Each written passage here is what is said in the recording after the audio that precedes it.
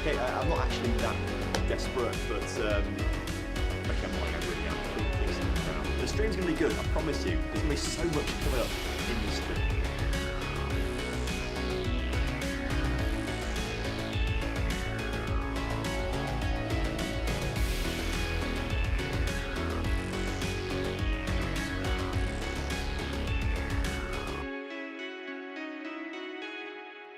But I promise we are going to be starting soon.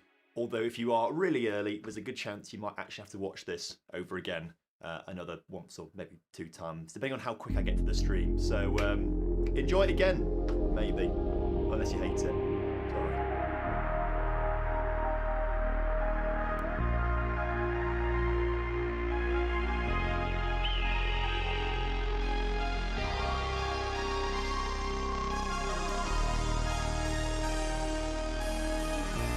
So as I say, coming up in today's stream is plenty of me mispronouncing names, probably losing quite a few games, maybe the odd bottle job, and the very occasional win might just come into this. And of course, we're not streaming Football Manager, then it's out the window.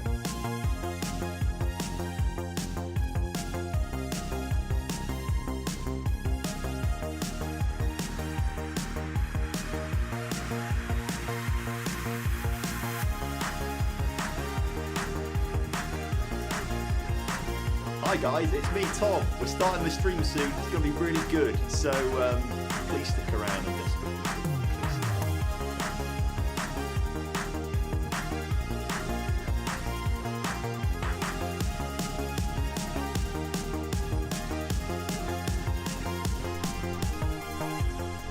Hello everyone and welcome back.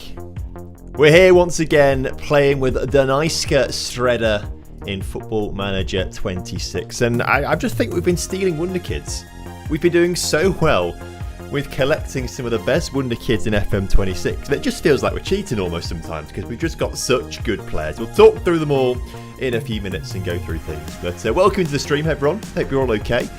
Good to have you all here on a Friday night for a change. I was too busy watching Orlando Magic win in Berlin last night. I wasn't in Berlin, I was watching it on Amazon Prime, but not often do I get to watch basketball. There's something weird on my chair. It's like some white sticky stuff. I promise it's not what you're thinking. I don't understand what this is. Anyway, it's kind of gone now. I was watching it on Amazon Prime, but I support the Magic basketball-wise, and not often do I get to watch games because normally they're on at like 3 a.m. and I don't stay up to watch them. So it's nice when it's on a normal time and I get to watch the team play. So I did that last night instead, which is why we're here on a Friday night for a change.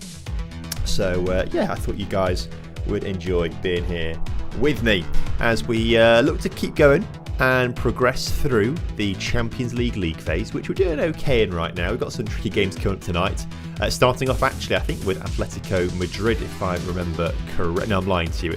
We play a league game first, then it's Atletico Madrid, then Shakhtar after that, and a few games after that. So Shakhtar could be a winnable game, you know. Who knows? We'll find out later on, shall we?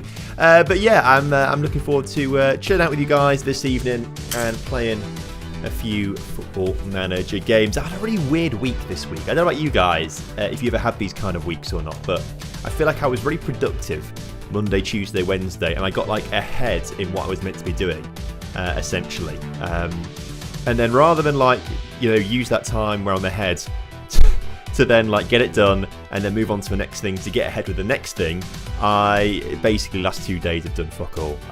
It's taken me so long to like finish off what I was doing because I just had it in my head that I was like, nah, I can just chill and relax now and I just don't want to do any work. So the last 2 days have been incredibly unproductive, so it just averages out to be like an average week. So I kind of feel like I've wasted things a little bit, but I don't know, maybe you guys feel the same way sometimes with stuff. Let me know in the chat. Please make sure I'm not alone in that situation. Super Mario's here, Element, good to see you. Glad to have you with us over on Twitch. Mr. Cat is here on YouTube. Bro, dude, give them back. No, the Wonderkids are ours, mate. The Wonderkids are ours. Wojciech here, mate, good to see you. Akko Samas, how are you, he says. I'm very well, thank you. How are things with you, my friend? Bazzy's here on YouTube as well. Good evening, Tom and chat. Over on Twitch, we've got Hissifical. I'm probably saying that wrong, to be fair.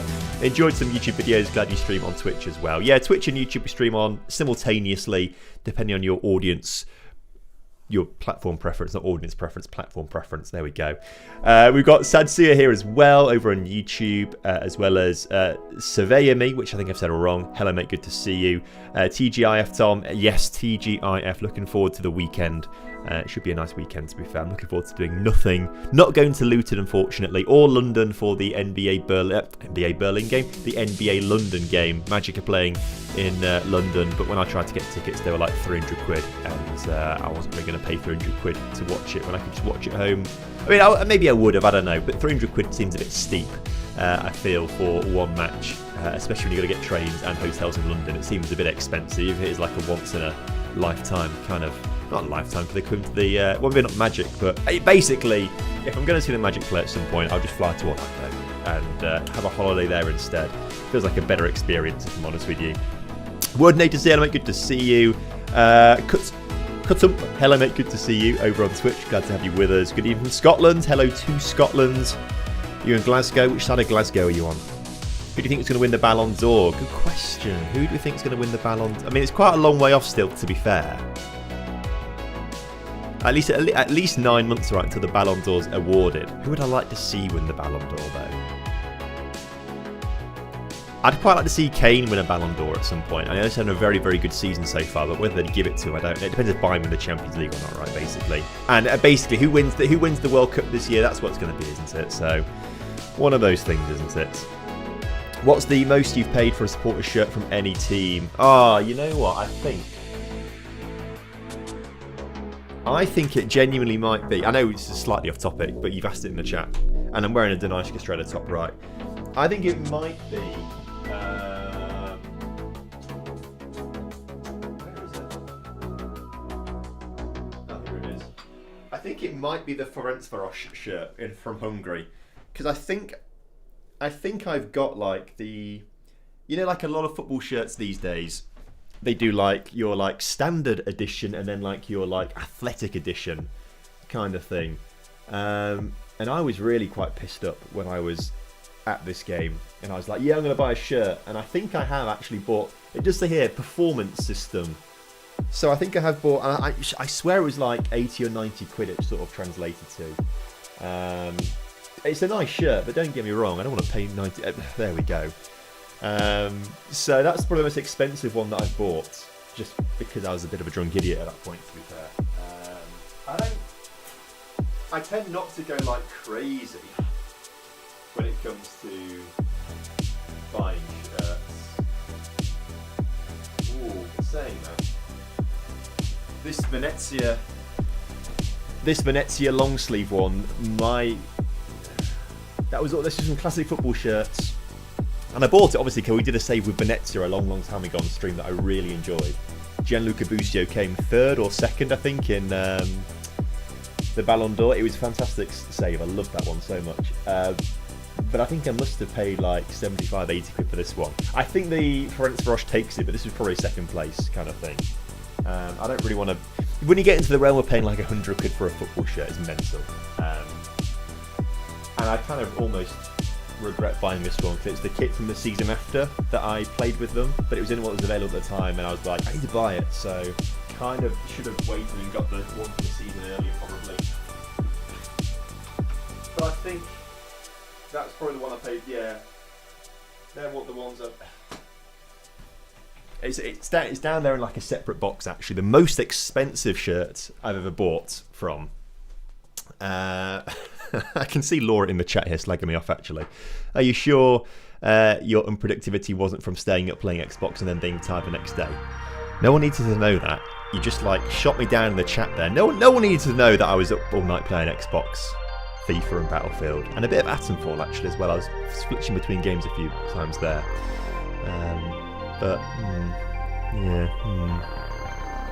That might have been true, to be fair. No, I bought I went up to New York, went to a Brooklyn Nets match, and still my favourite NBA player is a bloke called Joe Harris, because the first time I watched an NBA match, he was like just scoring tons of threes, and I was like, wow, this guy must be the best. Turns out he's just like a very, very average player, just a decent three-point shooter. But I was like, okay, now I'm here, I've got to buy a Joe Harris shirt, jersey. And as you know, everything in America is stupidly expensive, right? Hence the World Cup tickets and stuff like that. Tom, is it true you win the Ballon d'Or? Yes, I am. I'm definitely winning the Ballon d'Or this year. So I was like, I need to buy a Joe Harris jersey. It was the last game of the season. He was about to get cut from the team as well. The only shirt they had left was like a triple XL, and I was like, I need to buy it. And that was probably like $150. So that's probably the most expensive that I've bought, to be fair. 175 quid for Vancouver Whitecaps shirt from last season. Yeah, that's spenny. That is spenny. Do you think there'll be a World Cup this year? I'd imagine so, unless things really drastically change, but I think probably. So your favourite shirt is a Hungarian team, and you have a save with a team that's founded by Hungarians. Tom, you should add some players from Hungary to your team. Well, it's not the favourite, is it? It's one of my favourites, I do like it, but the most expensive one I bought, that is definitely 100%. Is the last stream about to start or end? Sorry, about to start. Yeah, we're just rambling on a bit, aren't we, here? We're rambling on a little bit. 100%. Looking like Maximus, something you could wear out in public as a fashion piece. Yeah, I mean, the one at the front there, the blue one, the Versailles one, definitely you could wear as a fashion piece. It's cool. Grinding Final Fantasy 14, watching the stream. This is going to be a good evening. Mate, I'm jealous. That sounds good fun. Equivalent of American thinking Richarlison is the best Premier League footballer after one game. Yeah, basically kind of thing. Although I think Richarlison's probably better equivalent to Joe Harris, maybe. But he shot tons of threes, and I was like, wow, this guy's good. So you can't really diss me on that.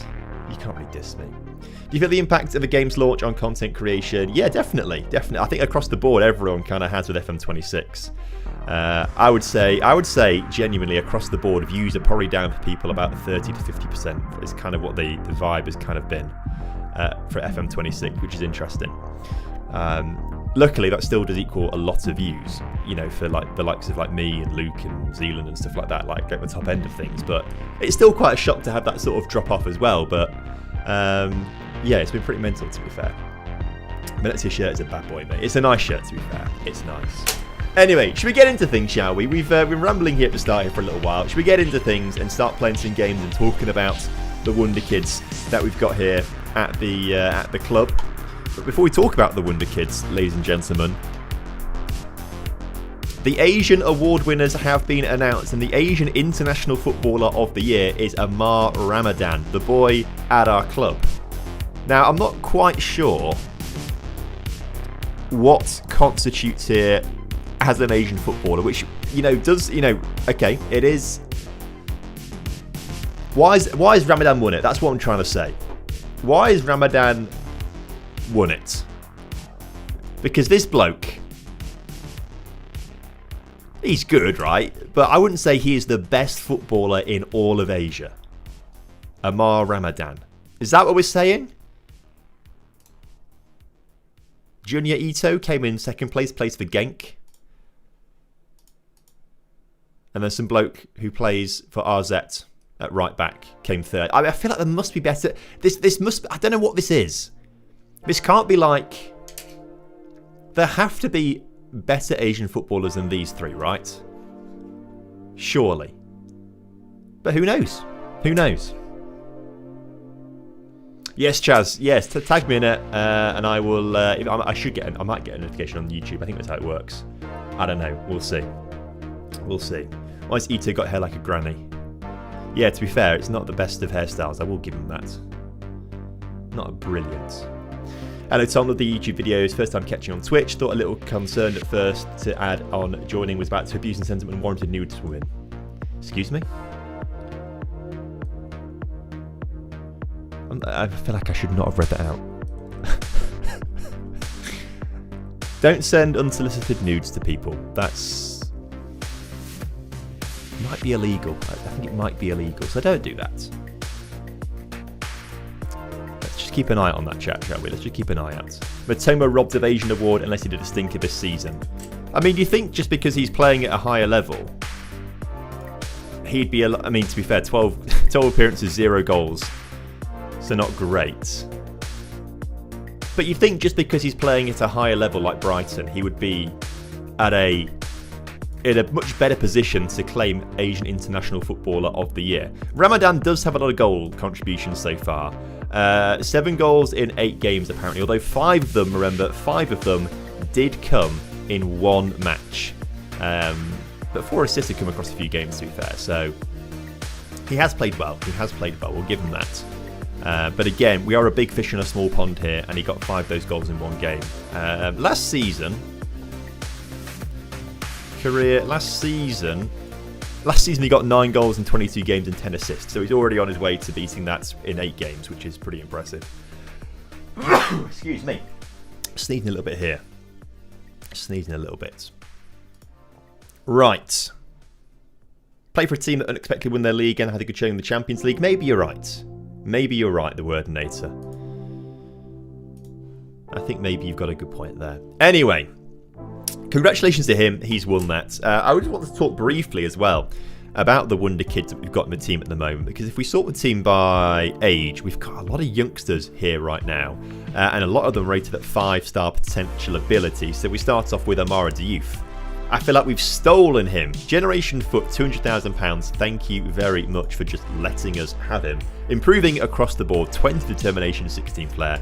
The bloke is a joke. He's been so good for us so far and is making that left wing position his own right now. 2 caps for Senegal, although they came before we signed him. He has been playing for the under-21s recently. I'm sure he'll get himself back into the first team at some point soon. Bruno Derdov, even more impressive. 8 goals and 4 assists in just 1 extra game that's off the bench, essentially. Again, he's improving across the board all over the shop and doing really, really well for himself with his 16 determination as well, determined personality. He's just really good. And again, he cost us next to nothing at £600,000, already valued for us at 1.4 to 2.2 million on a contract until 2030. In fact, what's Diouf's contract here to 2029? We should maybe try and get that sorted at some point to get it a bit higher up as well. We've got Santos Diber, just joined from Bayern Munich. Had him on loan last season, £200,000 we got him for. He's not as good as the other two, but he's trending in the right direction, 5-star potential. Is he a Wonderkid? I don't think I've seen him at other saves, if I'm honest with you, so he might not be. But he's certainly very good for us. And we've got just a really... Maybe Mateta Pepper, 7 goals and 3 assists so far in 13 starts and 3 substitute appearances. The Belgian attacking midfielder, improving in a lot of areas, worth potentially £2.5 million. We've had bids of over £1 million for him that we said no to. So, although he was at our club originally, so we haven't stolen him. I say that. I thought he was here his entire career, Mateta Pepper. No, it's Blasco who's been here his entire career. Mateta Pepper. Undisclosed fee, probably a free transfer, so we basically stole him anyway. So I just think we're having a great start with all these Wonderkids right now, and I'm really impressed with them all. And I think they're going to develop really nicely as we play through Champions League games. I think it's really important that we do our best to try and get ourselves into the knockout rounds of the Champions League. I think that would really do our youngsters a lot of good, knowing that they have got to that point of the competition. Gives us a lot more money as well, and hopefully improves our coefficient rating so more teams get into European competitions, which would be fantastic. Managing in the Slovakian top division, the Nika Liga, or Nik Liga, depending if you say Nike or Nike, I don't know. It's got the accent on the E, so I think it's probably Nike, I don't know. Something along those lines. What are we getting money for? Champions League TV money, £1 million. Thank you very much. What are we on now in the bank accounts? 15.5 million. You'd love to see it. Excellent work. The best player, in my opinion, I would say that we've got is probably, of the youngsters, I'd like to say Amara Diouf. He's my favourite then, at least. I think Amara Diouf is kind of the player that's built up to be like the next big thing, at least. I say that, I'm lying to you, aren't I? He's probably got the best potential ability out of all the players that we've got. I know he's got a very high potential ability in the game, or could have a high potential ability. I think his potential is -8. So in Football Manager, essentially, young players are given a potential ability range, because no one quite knows how good they're going to be, but they've got an idea of what they could do. So players like Lamine Yamal have a potential ability of -10. So and that equates to... So every player is given a rating out of 200. This is... If you don't understand, it just makes sense, does it really, any of this at all? Players in Football Manager are rated between 0 and 200. So 200 is the best, 0 is the worst. I think Messi and Ronaldo at their peaks were like 196 kind of thing. And then young players are given a potential ability range. So every time you load up a save file, it is sort of randomised between that potential ability range. So when I say that Lamine Yamal's got -10, That means his potential ability range is between 170 and 200 at the very top end. So he could be the best player in the world. He could be one of the best players in the world, essentially.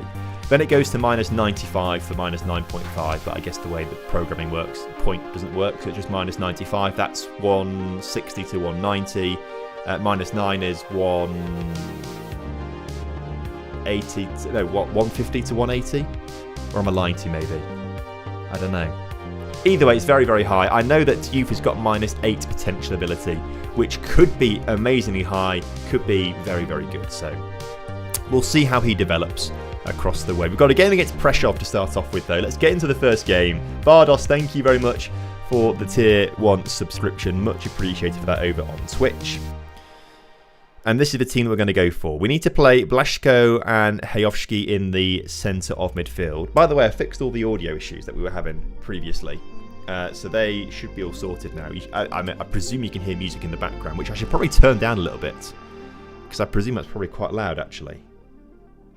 Apologies for not turning that down earlier on. But no one told me anything in the chat, to be fair. But I just looked down and realised it was about as loud as I am. So that's turned down now.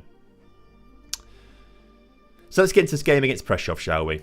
Blaszko and Hayovsky, they're like 19-year-old midfielders that we've got. We need them to do a lot better and improve significantly.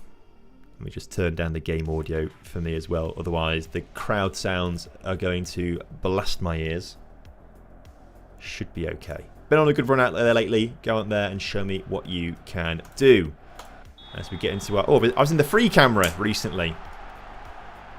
Love the free camera. Is Roy Torres going to put up... Oh, my word.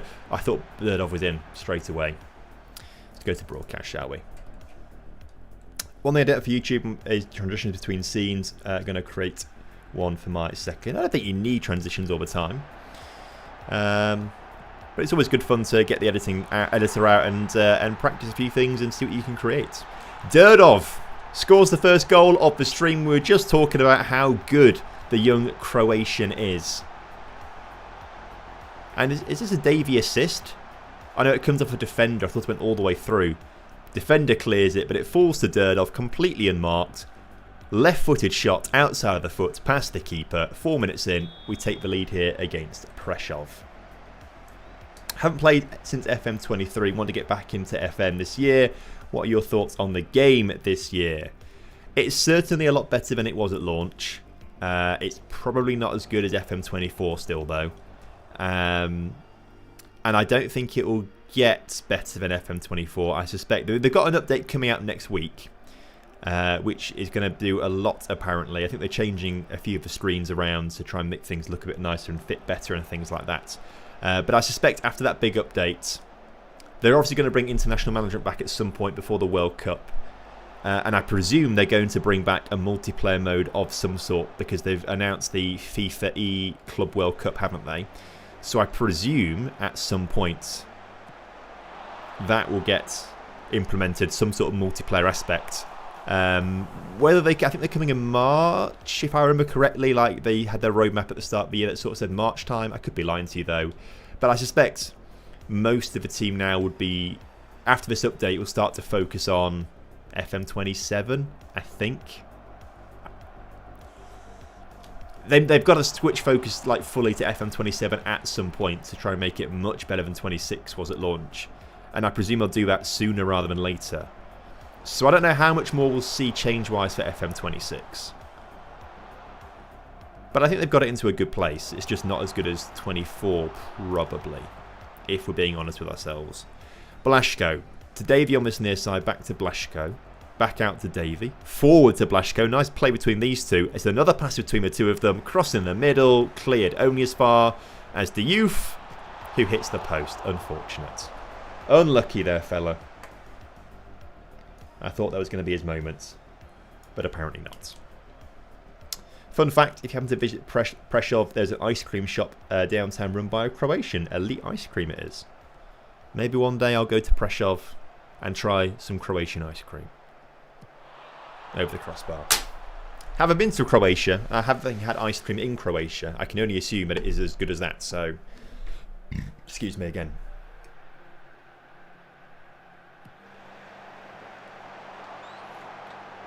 Apparently I'm gassy this evening. Derdov.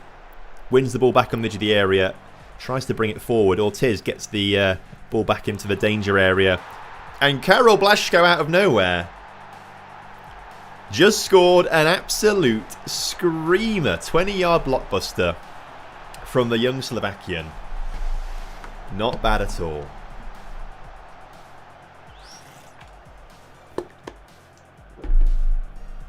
We'll take that.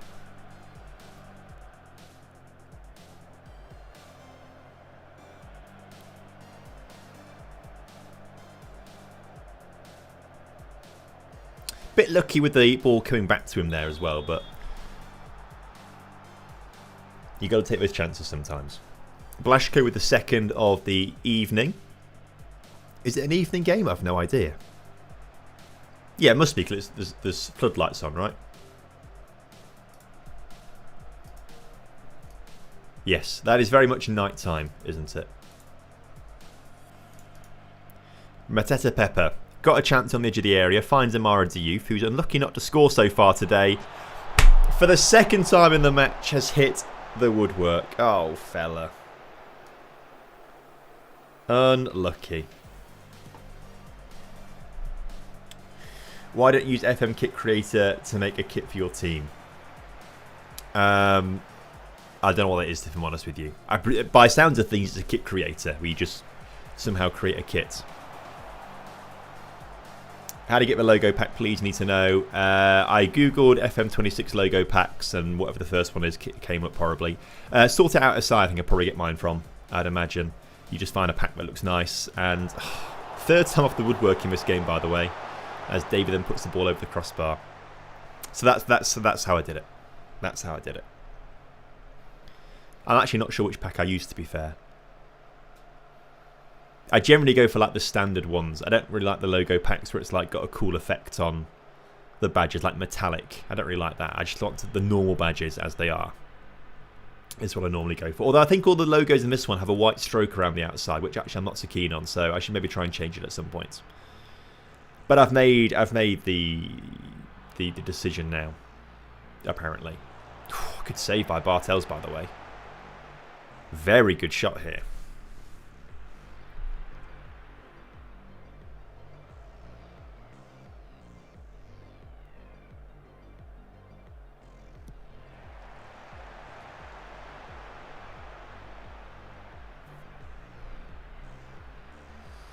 Looks like we're going to head into the half-time break. 2-0 up here.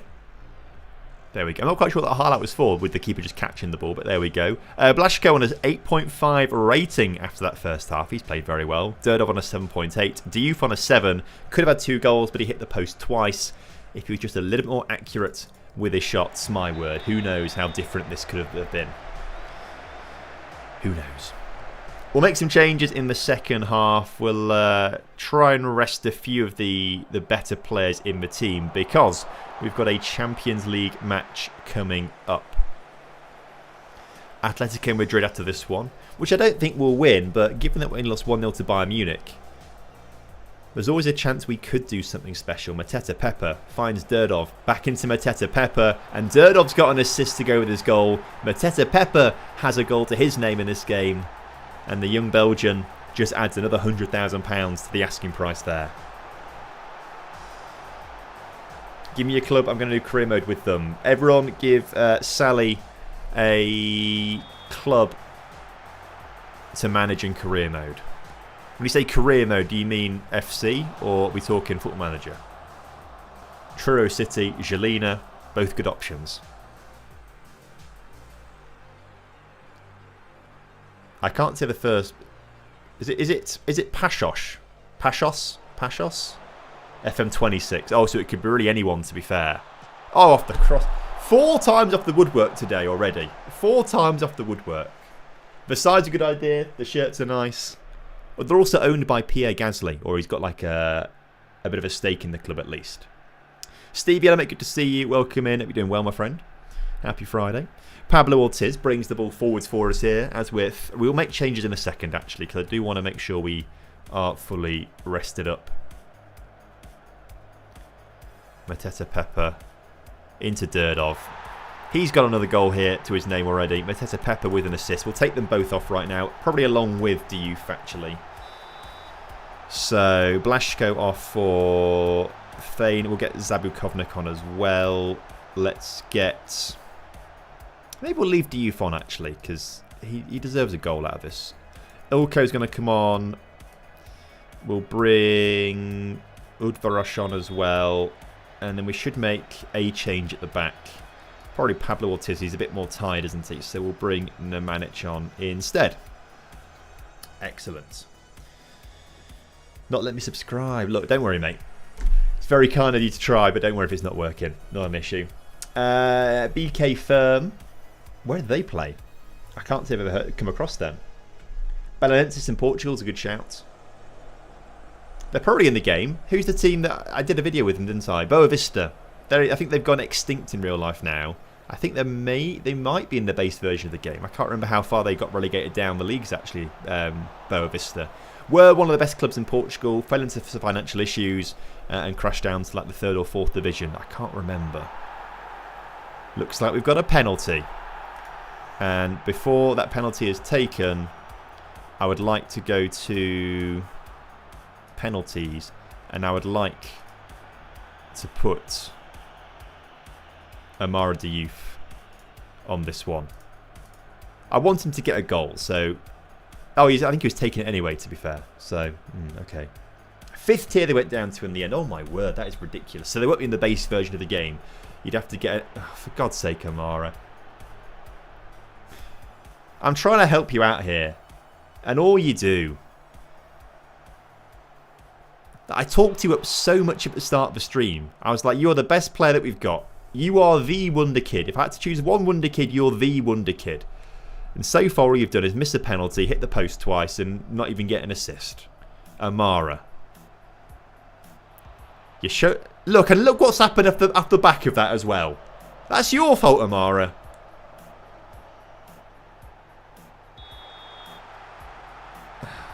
Amara, come on, fella.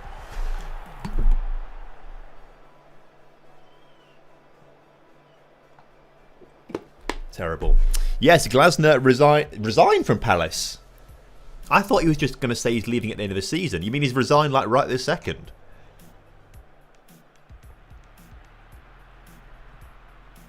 That's crazy. I just thought the article was saying he was leaving at the end of the season. I saw Mark Gay's gone to City for 20 million. Which is a steal, but also very expensive considering you could have got him for free at the end of the season. But I guess they didn't want to take that risk, right? And it's much better to bed him in now, I suppose, when they're planning to get rid of a few centre-backs in summer. So bed him in now whilst you can, so they hit the ground running next season, I guess. Mental. I'll resign after the season, okay. I thought it was after the season. But, you know, weird things happen in football all the time, so it could easily have been, he says, I'll resign at the end of the season. Psych, I'm doing it now. Would not have been surprised if that was the case. Fane's effort there, saved by the keeper, push wide. Sometimes when the kids take time to develop, I've got one in my Tenerife save who got his job replaced by a guy signed out the Irish First Division. That was 3 years ago in game. Now he leads the First Division in assists. Fair play. He fought his way back into the team there. Come on, Roy Torres. Show me what you can do, fella.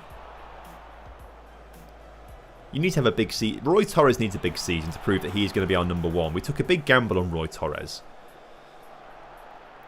On paper, he's not as good as Caponadze, and Caponadze does play very well when he does play.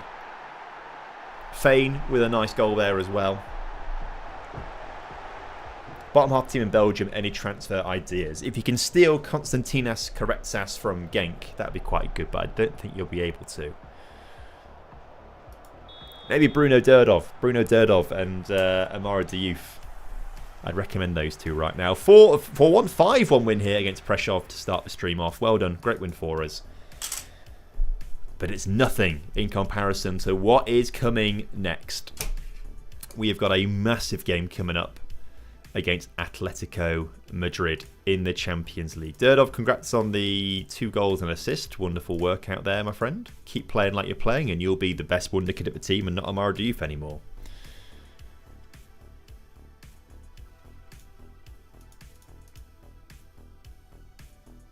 What are your thoughts on John Stegman's declaration of interest in signing Karol Blaszko? Who is John Stegman?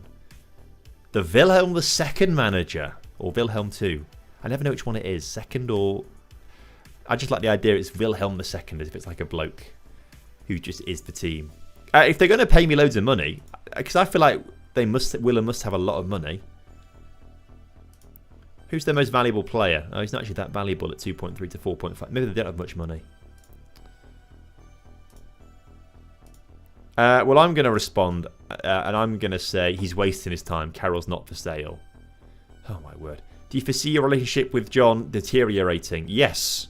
I wasn't much of a fan of him in the first place. He's done little to endear me. There we go. Get out of here.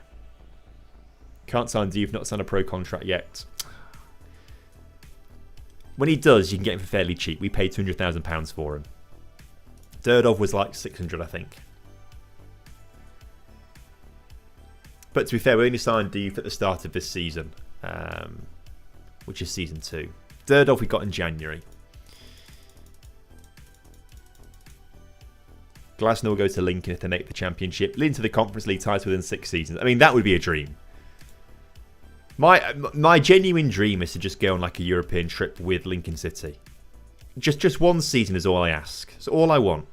One season in Europe for Lincoln City would be, honestly, I'd say the best thing that's ever happened to me.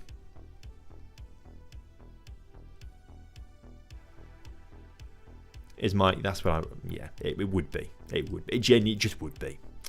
Zabikovic's going to come on here because he's a better player in midfield as well, so we'll do that. Everyone else can stay the same though. Everyone else is looking pretty fit and sharp, apart from Diouf, but you know what? Let's start Ramadan instead of Diouf for this game. He just won Asian Player of the Year, so he's got to do something good to prove that he is Asian Player of the Year. Let me sub, let's go. Thank you very much, Chaz. Much appreciated. Very kind of you.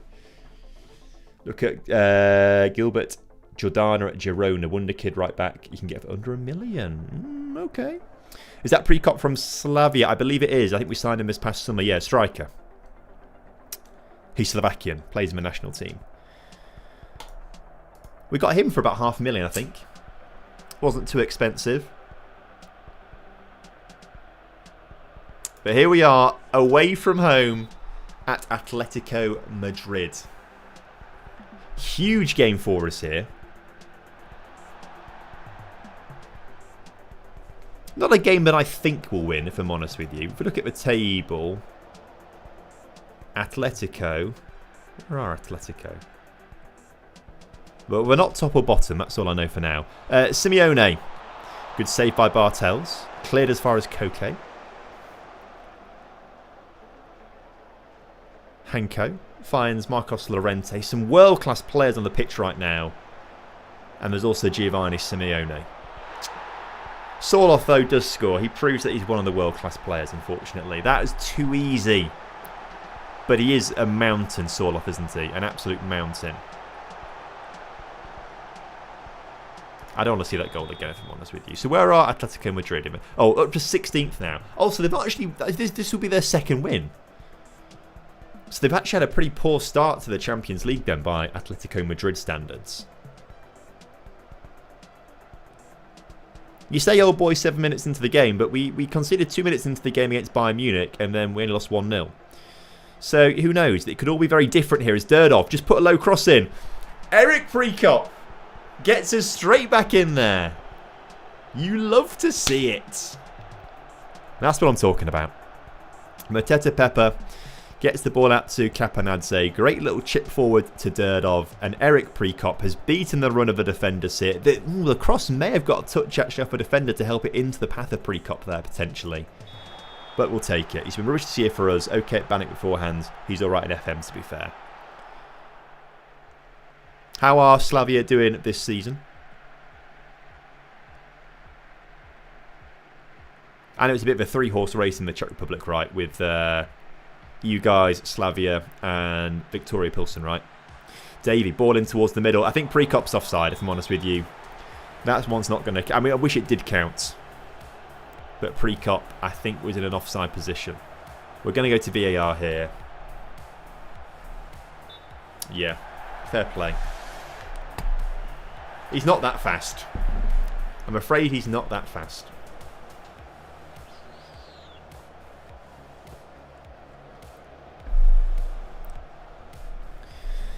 Pay the refs. Speaking of paying the refs, actually, chat, you guys will be able to remember this probably a lot better than, or some of you will be able to remember this a lot better than I can. So I went to the barber's today. My barber is of Italian descent, and we were talking about World Cups, and he was saying the 2002 World Cup was really, really rigged because apparently South Korea, it was somehow rigged, but South Korea beat Italy. And he was explaining to me why it was rigged because of 2 disallowed goals and a really bad red card for Totti and things like that. Obviously, I don't remember this because I was 5 years old. But chat, your memories of the 2002 World Cup. Was it rigged for South Korea to get all the way through to semi-finals? Or was it just sour Italian grapes from the barber? The game against Italy and Portugal was a disgrace. Ref was horrendous, totally rigged. Oh, okay. 3003 was rigged, but I guess you mean 2002. I wasn't even born. I remember 2002 it was rigged. Oh, okay. Because I had no idea about this. As my knowledge of, being 5 years old at the time, I'm like, wow, South Korea were just really good at that point and just had an amazing run because it's a home World Cup. They got the fans behind them and they just, played well with the home crowd behind them.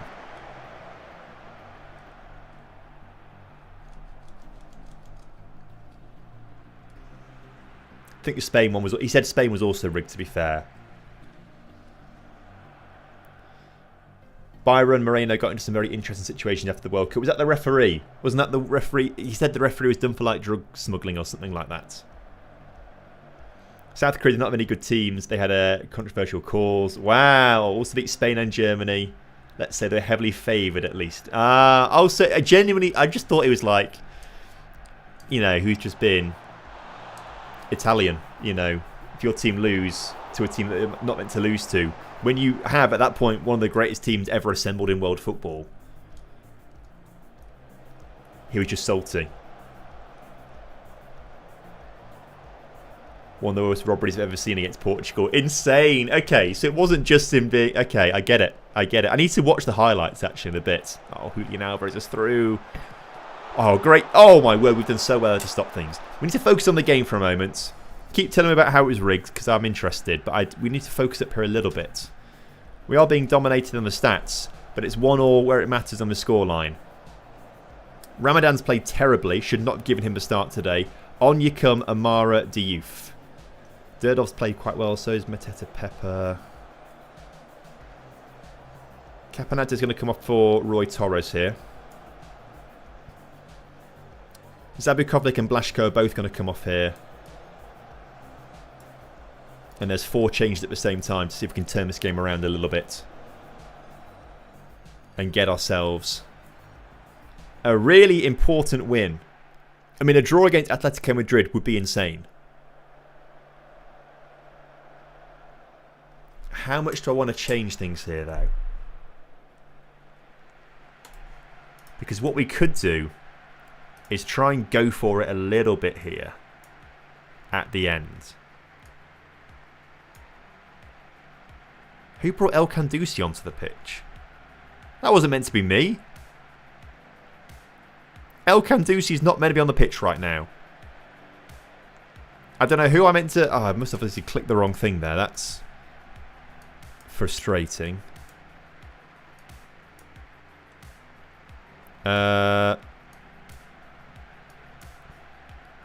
Because he literally can't do anything that I want him to do. Right, well, the manager's going to come on through the middle at the back to go to a 5 at the back.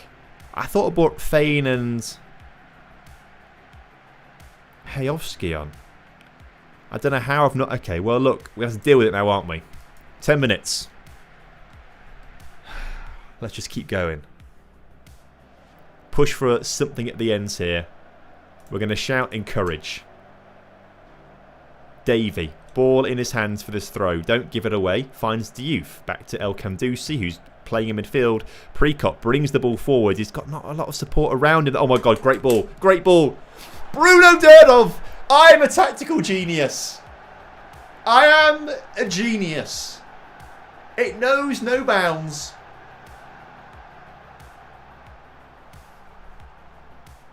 Done it, chat. Done it. Someone said 2-1 loss in the chat. They didn't say to who. They meant Atletico Madrid. I saw it. Fantastic pass. Oh, no. No. Good. We hold on to possession. What I should have done is go to like time waste all the time. Amara Diouf. Good ball over the top towards Derdov. He does get there first. There's Fane. Who makes it 3-1? Golazo! Wow. In Madrid as well, chat. In Madrid.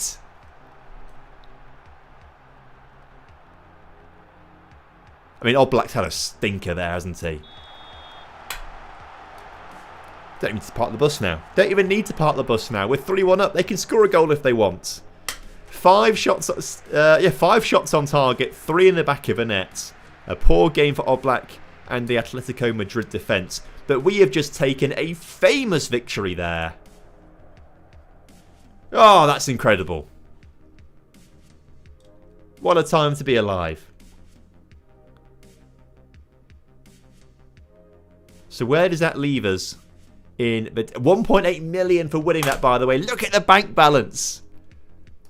We are so rich. So rich. Derdov, you were superb in that game. Congrats. Simeone disappointed at humbling defeat. Yeah, cry all you want. What does that do for the table? Oh my word, we're up to 15th in the table. 15th in the table.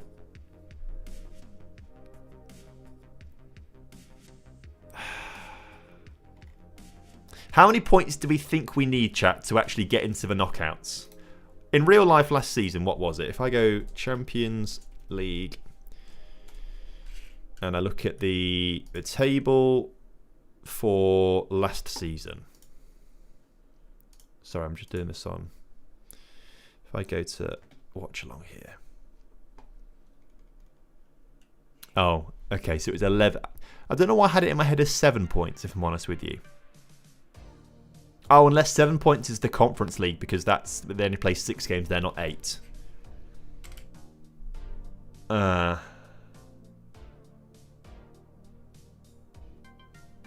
See, I was like 1 more point and we'll be through. 1 more point, we'll be through. No, we probably need another 5. That's going to be more difficult. Just looking at this list.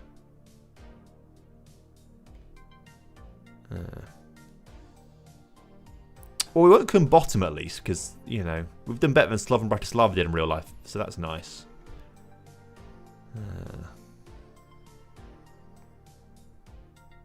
Well, look, you know,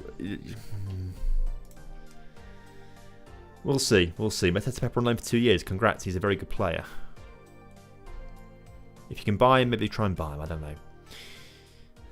Okay, right. Well, who have we got left in the remaining 4? Oh, and other teams have only played 3 games as well. I just spotted there as well. So it's Galatasaray. Sorry, I've got Shakhtar and Galatasaray. They're the 2 games that we're going to have to win. We can beat Shakhtar. We did it last season in the Conference League. Galatasaray will be more difficult. Inter, I think they'll beat us. Feyenoord could be a draw. We could get something out of that Feyenoord game, you know. Maybe we shouldn't be doom and gloom. It's doable. It's certainly doable, chat, isn't it? And I think...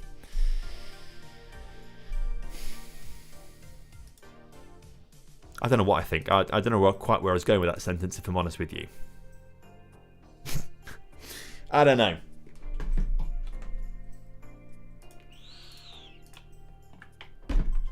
Let's get back into the league, shall we?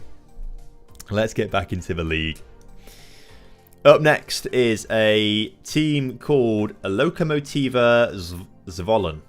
Lokomotiva Zvolen. Then we've got international break for a little bit. And then we get on to Trenčín in the league as well. So we'll... 12 players called up. 12. It was like 10 before, previously. 12 players called up. So we've got an under-19 for Hungary. 2 under-18s for Slovakia. And then Zabukovnik goes to Slovenia. Slovakia under-21s is Lamy out on loan and Hayovsky. Under-19s, Simko and Horniak. So, what's his face? Blaško not being called up, interestingly. Prekop goes to the Slovakia main team. Durdov goes to Croatia. And Kapanadze goes to Georgia. Would have been easier if we just looked at this, to be fair, actually. And you can see Nations League time for these guys. That's quite good, actually. How many caps has Durdov got? He's got no caps! Durdov might be about to make his first international appearance for Croatia. That'd be amazing if he does. I'd be very excited about that. What made you go for Dak? How come you know about the Slovak League? I am from, Slovakia. Got the shirt in a mystery box, so we thought, let's go for it. And yeah, we've been doing pretty well with them. We won the league title in our first season. Žilina got relegated, incredibly, and Slovan Bratislava have just been really bad. They came 4th last season. They're 3rd right now. It's just not very good. I don't really understand why they're playing so bad for 2 seasons in a row now. They weren't even in Europe this past season. Last season it was Zemplin who came 2nd place, and 3rd place was Sport Pod Brezova, which I've probably said wrong, but that's what happened there. Kapanadze on, and we'll get Diouf on as well. And get Ramadan on the bench for Udvaros. Anyone else I want on the bench? Schroeter should probably get on there as well at some point, shouldn't he? We'll get him on for Koeman. Sweet. Go to the match. Yes. Against who are we playing again? I forgot which team we're playing against. Nobody matters too much because we'll probably win because we're just so good. We beat Atletico Madrid, I'll have you know. Lokomotiva Zvolen. I think they're one of the promoted teams, so this should be a routine win for us here. If we don't win this game, I will be very upset with myself, with the team. We'll see.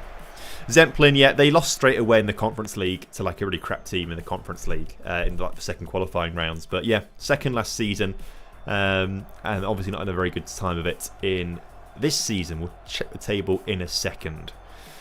Santos Diaby's not on the pitch. Davey sends the ball to Mateta Pepper. Blaško gets it back to him.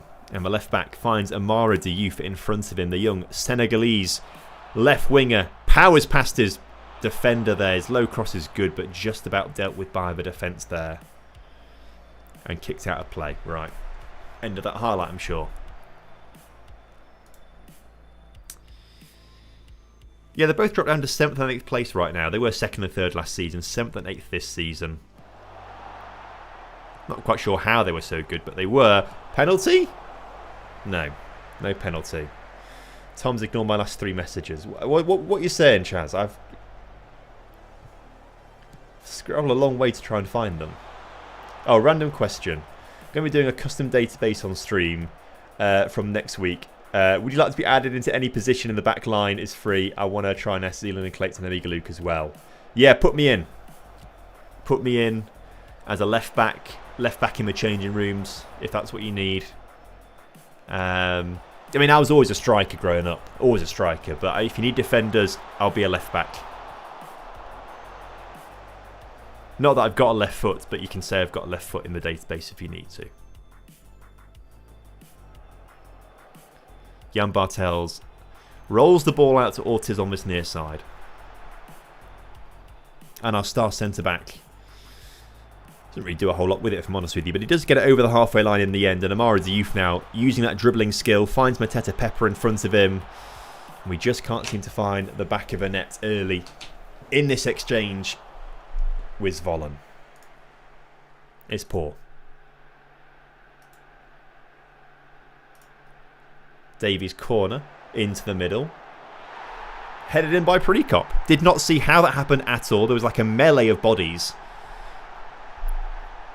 And it just seemed to pop out and somehow come off as well. Don't have to ask the others. You can try and pull some strings. I'm sure. I mean, they all stream, I think. So I'd ask in their streams first, but I'm sure we can try and do something. Good work from Prekop there. Gets it in the back of the net. 11 shots already in the first 20 minutes. We need to, like, I think what part of our plan should be is we just go all out trying to sign as many young players as possible. Good or bad, who cares? Good or bad. And we just loan them out to teams in our division. The whole point is we need to try and get our division better. The teams in our league need to be better. We want to try and get teams further in. I mean, it wasn't ever meant to be a building a nation save this, but it's turning into it. Because I want a little competition in our league. And also, I don't want to be the team that's just carrying us forward. You know, we need some good performances in Europe from everyone, not just us. And then we can make loads of money by selling them on as well. So, you know, there's two motives to this, essentially. Because how are we already 15 points clear? That's mental. We've played 14 games. I presume this is our 14th game. Up to 40 points. It's insane. The one draw is annoying, though. The one draw is annoying. I mean, we're just trying to win the Champions League, but I'm now sort of thinking I want to try and build the nation a little bit as well. Because I want a bit more of a challenge in the league at this rate.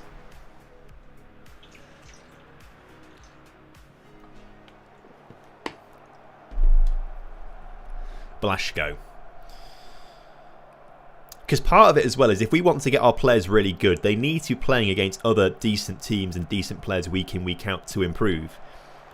If you've got like world-class players playing against crap players, they're not going to improve because they're not being challenged. And I feel like we are getting to that kind of territory here, given that we just seem to dominate everything domestically. I feel like the only way our players are going to improve is just by playing the Champions League matches.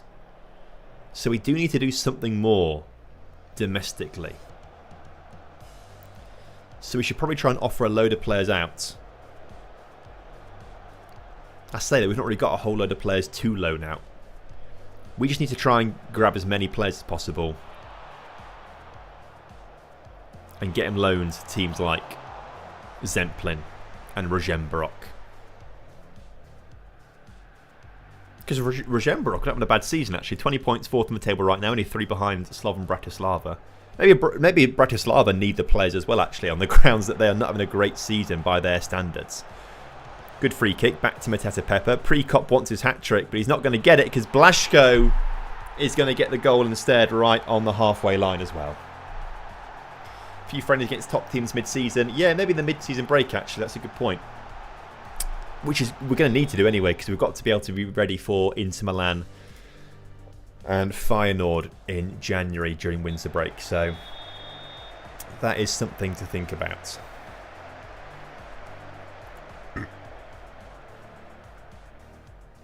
Sorry, I'm aware I'm burping quite a lot this evening, but my body's telling me I've got to let it out. Better out than in, as a wise man once said. I think it was Shrek. Roy Torres. Durdov. A bit more whip on that, and that would have found the bottom corner. Alternatively, if Diouf had decided to like put his foot on the end of that one, that would have also ended up in the back of the net. Diouf not with a goal contribution today as well. Bless him, he's not. He's getting very good ratings. He must be doing something good on the ball right now. Because Mateta Pepper and Durdov, who have both got goals, assists, sorry, are only slightly better in their ratings. So he must be a very good player, like off the ball and doing things perfectly, apart from when it comes to shooting. I mean, he's got a better rating than Davey, the left back, right now. And Davey's got the assist, and that normally like brings your rating up massively. So who knows? International break after this game, though. So although I have forgot to make subs, it's not really a big issue. We'll get them all playing the full 90. Hopefully they develop a little more because of it as well. Blaszko forward to Diouf, into Mateta Pepper. There's Durdov. Prekop's there, back to Durdov. Durdov now looking for a goal. Can't do it. Should have dribbled into the area a little bit, I think, before taking that shot on with his left foot. 33 shots in this game, by the way, chat. Mad.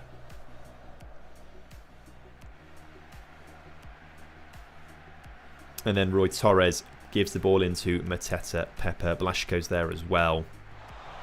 Oh, off the ball incident there. Right, I'm doing it again, by the way, chat. Penalties. I really want the boy to score. We gave him a penalty in the previous game. He had it saved. Not previous league game. Come on, Diouf. Don't let me down this time, please. You know what the issue was last time? Didn't go to the free cam.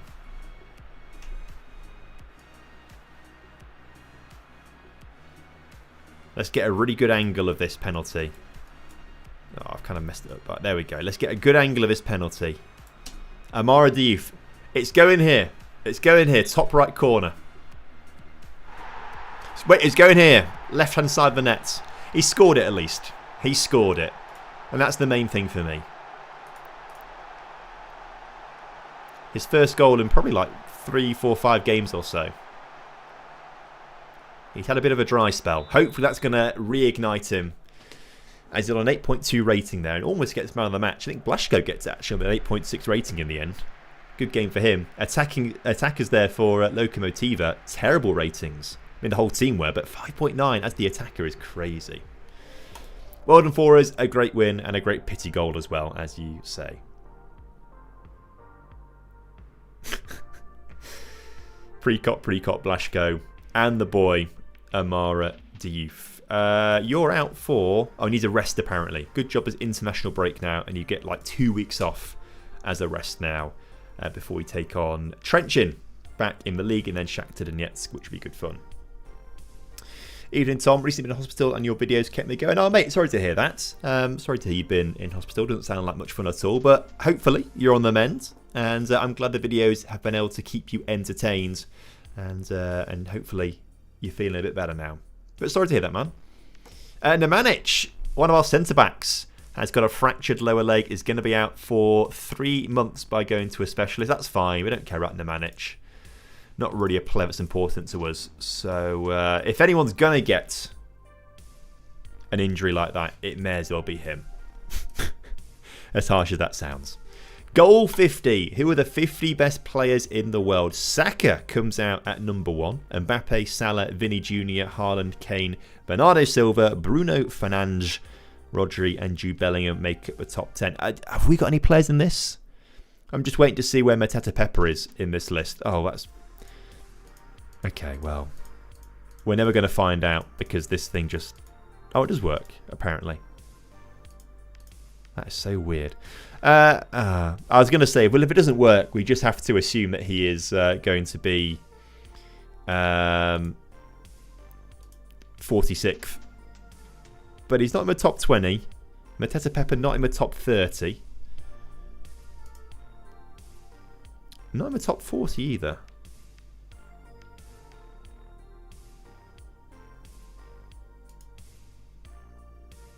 Weird, because I could have sworn he was 46th.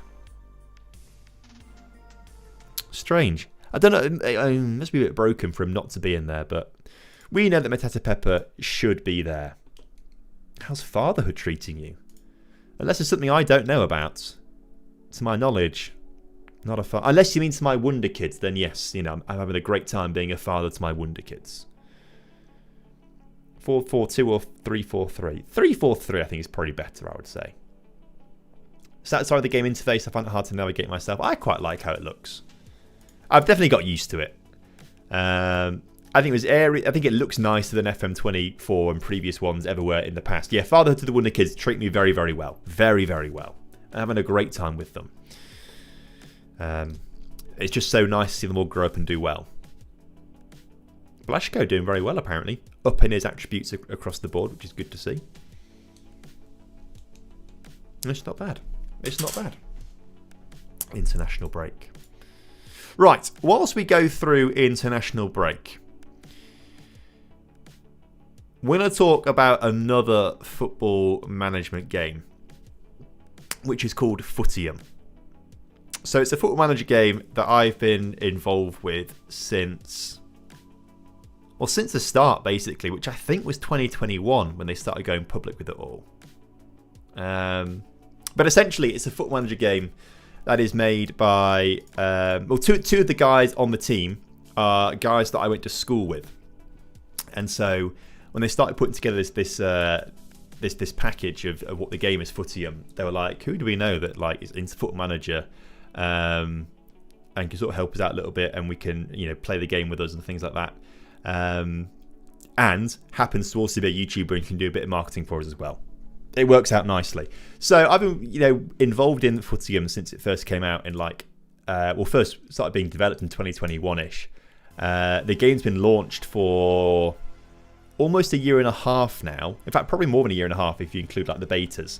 But like officially launched nearly a year and a half. They're just about to start their 15th season. And essentially Footium is a multiplayer football manager game where you compete against other real people in a football pyramid. So there's 8 divisions. In the top division you've got 1 league, so that's the very best division. Second division 2 leagues, and then third division 4 leagues. So and it expands down like that. So in theory you've got hundreds of teams playing against each other, hundreds of managers competing, and it's always been a paid game where you've got to like buy the team and buy the players and things like that. But they are in the process at the moment of promoting the game through some free-to-play modes as well. So if you're on YouTube, if you go into the description, you'll find a link to Footium and how to sign up for free-to-play.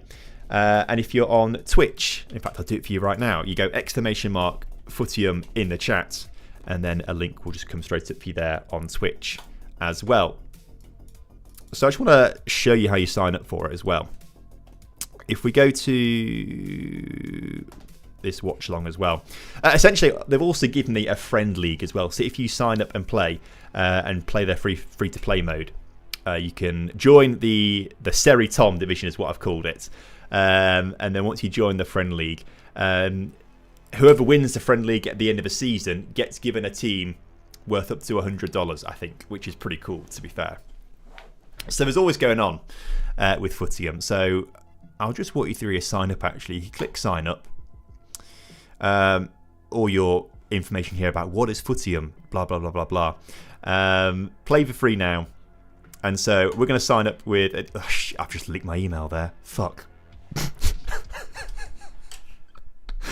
Let me just put in a different email address quickly. Let me just hide this quickly, so I don't leak my actual email address, because I don't want people to see my email. I'll use my business one.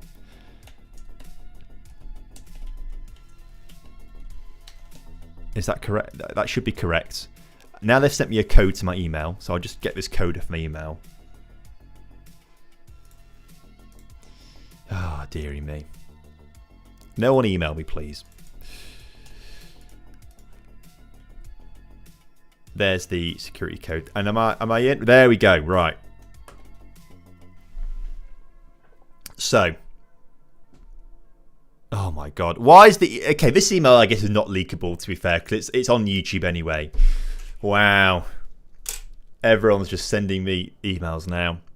My manager name is TomFM. How did you hear about Footium? I heard about it through... by a content creator called TomFM. We'll say that, shall we? I already get emails anyway to that email address, so start playing. And so we have been assigned a football team, although I'm pretty sure what they've told me is that in the future, you get to choose which team you want. So you get a bit more of a connection there. But it's like a fantasy world, so all these teams are like made up kind of thing. And we're starting right at the bottom here in Division 8. So Division 8 is the lowest part of the... Yeah, exactly. That emails are on YouTube, so actually it's not that leakable, is it? People do email that email every now and again. So I ignore it because it's a business email address. And I don't want to like make it a habit of that kind of thing. But we're given this team called Hington City, professional football association club based in Hington. The fans often cheer louder than the opposition fans, even during defeat, which is nice. We've got a nice shark. It's quite a cool logo, actually, the shark. And actually, down the line, sometimes you can win competitions because they've got a very active community on Discord.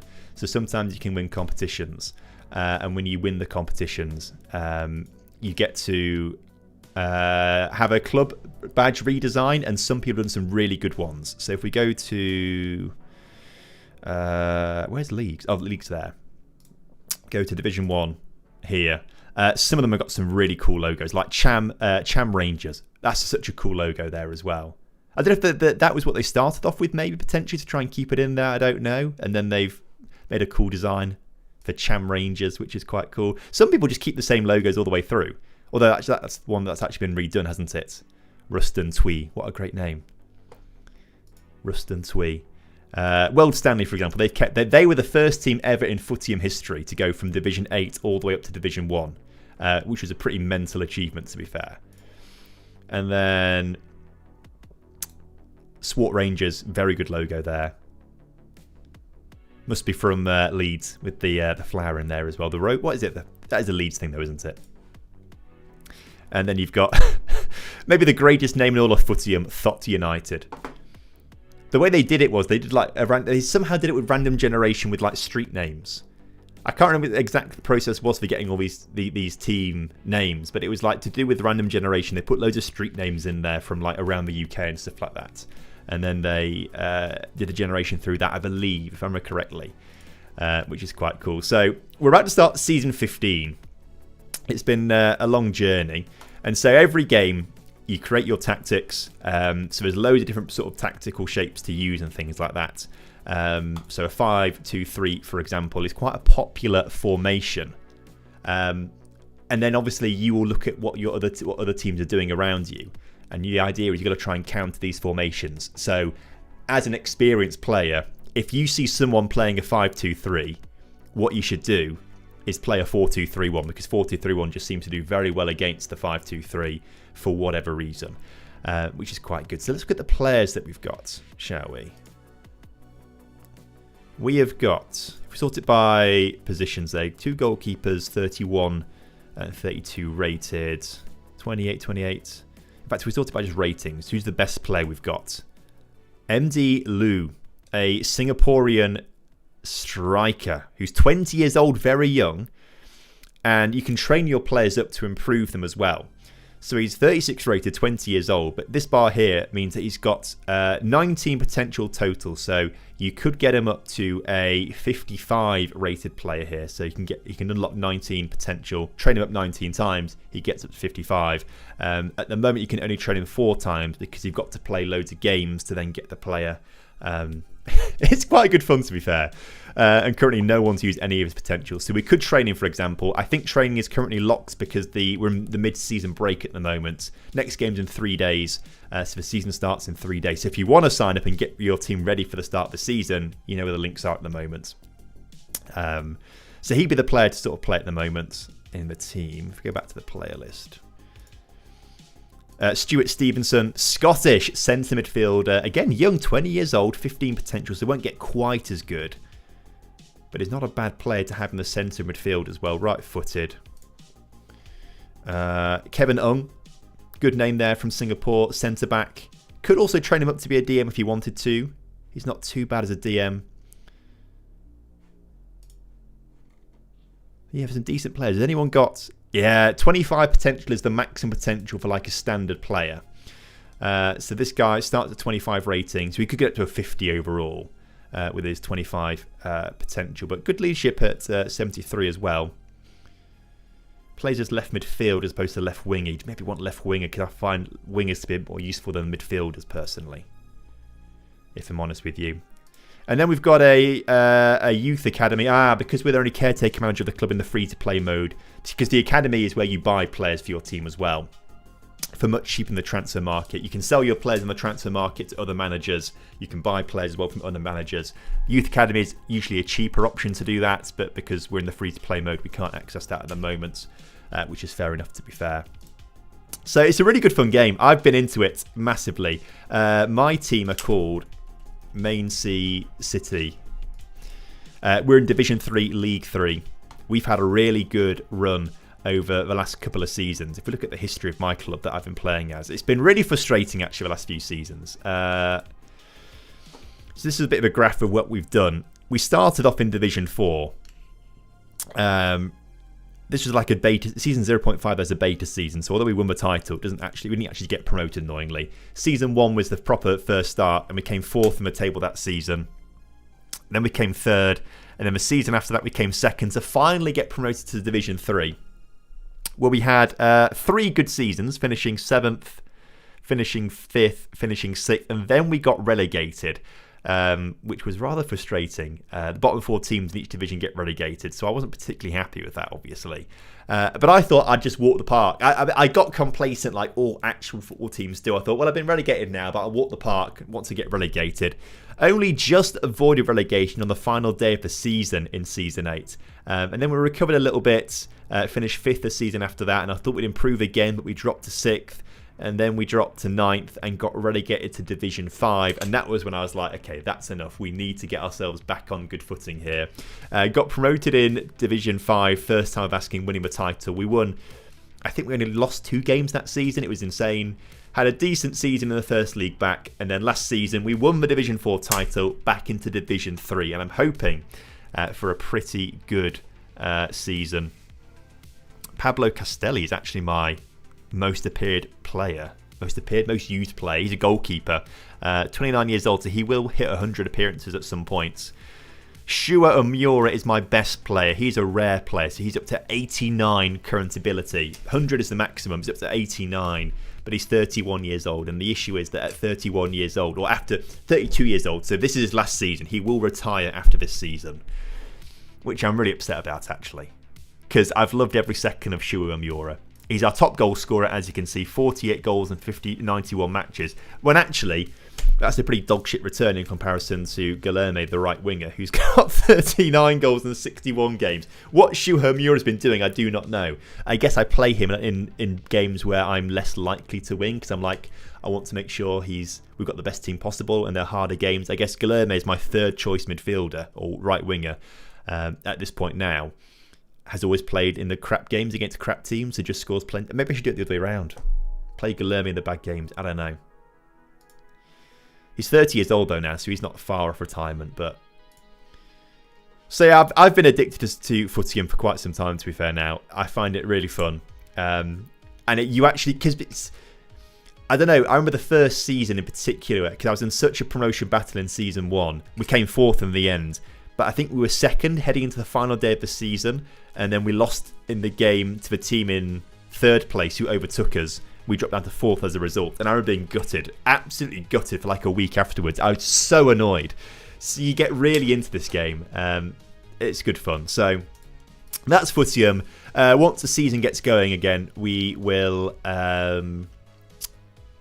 show you a few games on the stream. I think my games are going to be 6 p.m. this upcoming season.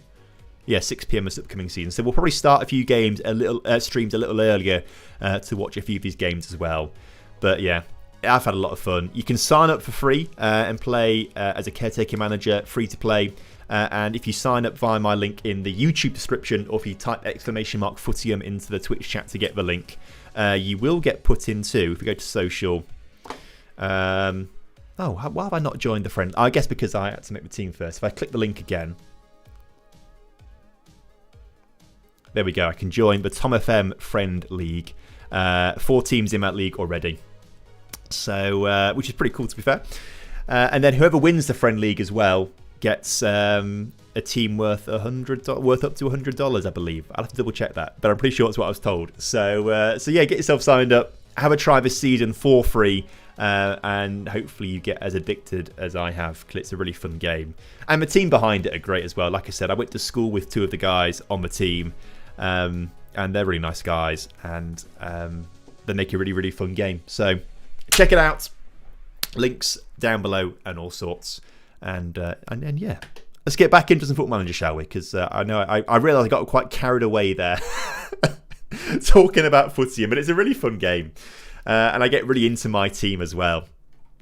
And so yeah, right, Trenčín in the league. We've gone through international break now by spamming the spacebar. And Neman actually got to come off the bench here due to his injury, so we get Vukancic back on the bench instead, and that looks good to me. Anyone tired? No, good. Go to the game.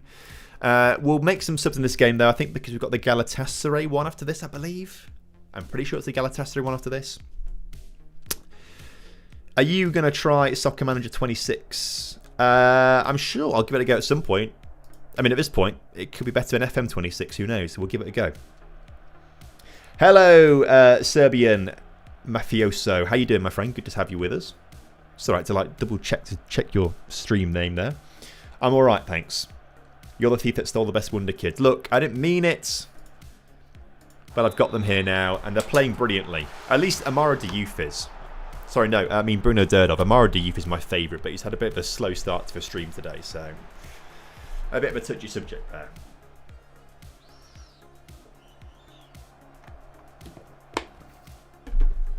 Amara Diouf finds Blasco. Roy Torres. Forward towards Derdov. Intercepted pass. And Trenčín, who are not a bad side, are looking to cause us a few issues here. If they're good, I forgive you. Thank you, mate. Mateta Pepper shot from distance off the crossbar. How many times have we hit the woodwork today? That's at least the 5th time, because I think 4 times we hit it in one match, didn't we? So that's at least the 5th time. I'm sure there's been more. Oh, dearie me. Terrible, innit? Terrible.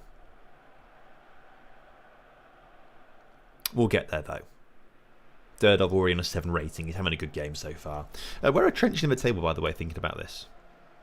Only in 6th place. I thought they were doing better. How's your Friday, bro? Not bad. Not bad. I'm glad it's the end of the week. I was saying at the start of the stream, Monday, Tuesday, Wednesday, very productive. Thursday, Friday, I was just like, I got so far ahead with work on Monday, Tuesday, Wednesday. And, oh, what an effort. What an effort from Derdov. All right, he's just better than Diouf right now. He's just better. He's just better. Well, I got so far ahead, and then Tuesday, Thursday and today, I was like, I just can't be arsed. So it balances out to be an average week, I suppose, but I just had no motivation to do work today at all, essentially. But good. How about you, my friend? How about you? Tom, where do you create your thumbnails at the moment? I'm using ChatGPT. I've always used Photoshop for mine, although recently I've started working with a thumbnail guy on the main channel. So he makes one, I make one as well, and I do the A/B testing with them and see what comes out best. But he's just way better at Photoshop than me, so his look really nice.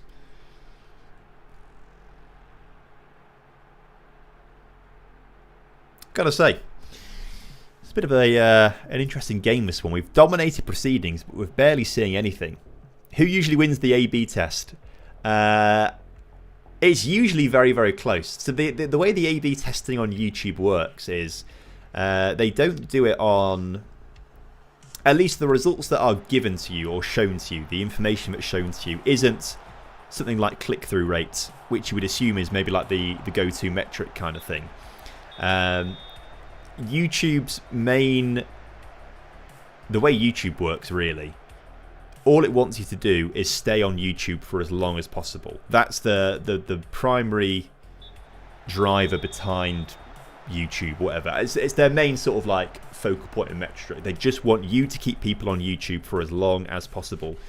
So the information that I get given on the A/B test is watch time percentage. And so it probably does a few more things in the background as well, but it makes it look to you as if like the only thing it cares about is watch time percentage. So the information it gives you is this thumbnail gave you 40% watch time, this thumbnail gave you 38% watch time. And usually it's very, very close between watch time percentages. I never really seem to get a huge difference in watch time from one thumbnail to another. Sometimes, you know, I'll throw in a third thumbnail that is like, I don't think it's going to work, but we'll give it a go. And then suddenly that's way better for some reason. But it's always done on watch time percentage, because all YouTube wants to do is keep people on the platform for as long as possible. That's its main goal. Because obviously they make more money the more people are on the platform watching it, watching adverts, making them money kind of thing. Going to give the 16-year-old some league game time. I think we might... Well, yes. But also I'm going to try and loan them out in January is my plan. Thumbnails at the moment looking good. Yeah, if they're looking good, it's not me. It's probably Stefan who's in the thumbnails for us. But he's very good. He's very good. Yeah, Mark Gates in Man City, seen that 20 mil. What a bargain, considering anyone could have got him, really. I know that everyone's waiting for a free transfer at the end of the season, but to get a player of his quality for 20 million is a good deal. And I guess they're prepared to do that rather than wait for it to go to a free-for-all at the end of the season, when they could have lost him to someone else. So I think it's a good business for them. Is Mateta Pepper good? He's my GOAT. Mateta. I mean, I meant to make subs in this game. I did forget to make subs because we've got the Galatasaray game coming up now, and that's maybe is going to backfire on us a little bit. But at least we're about to win this game. That was a terrible shot.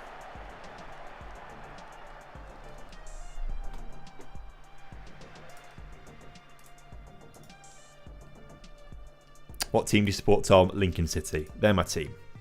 They are my team.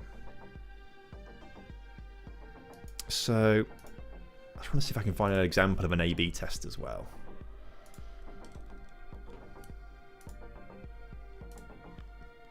That I could maybe show you.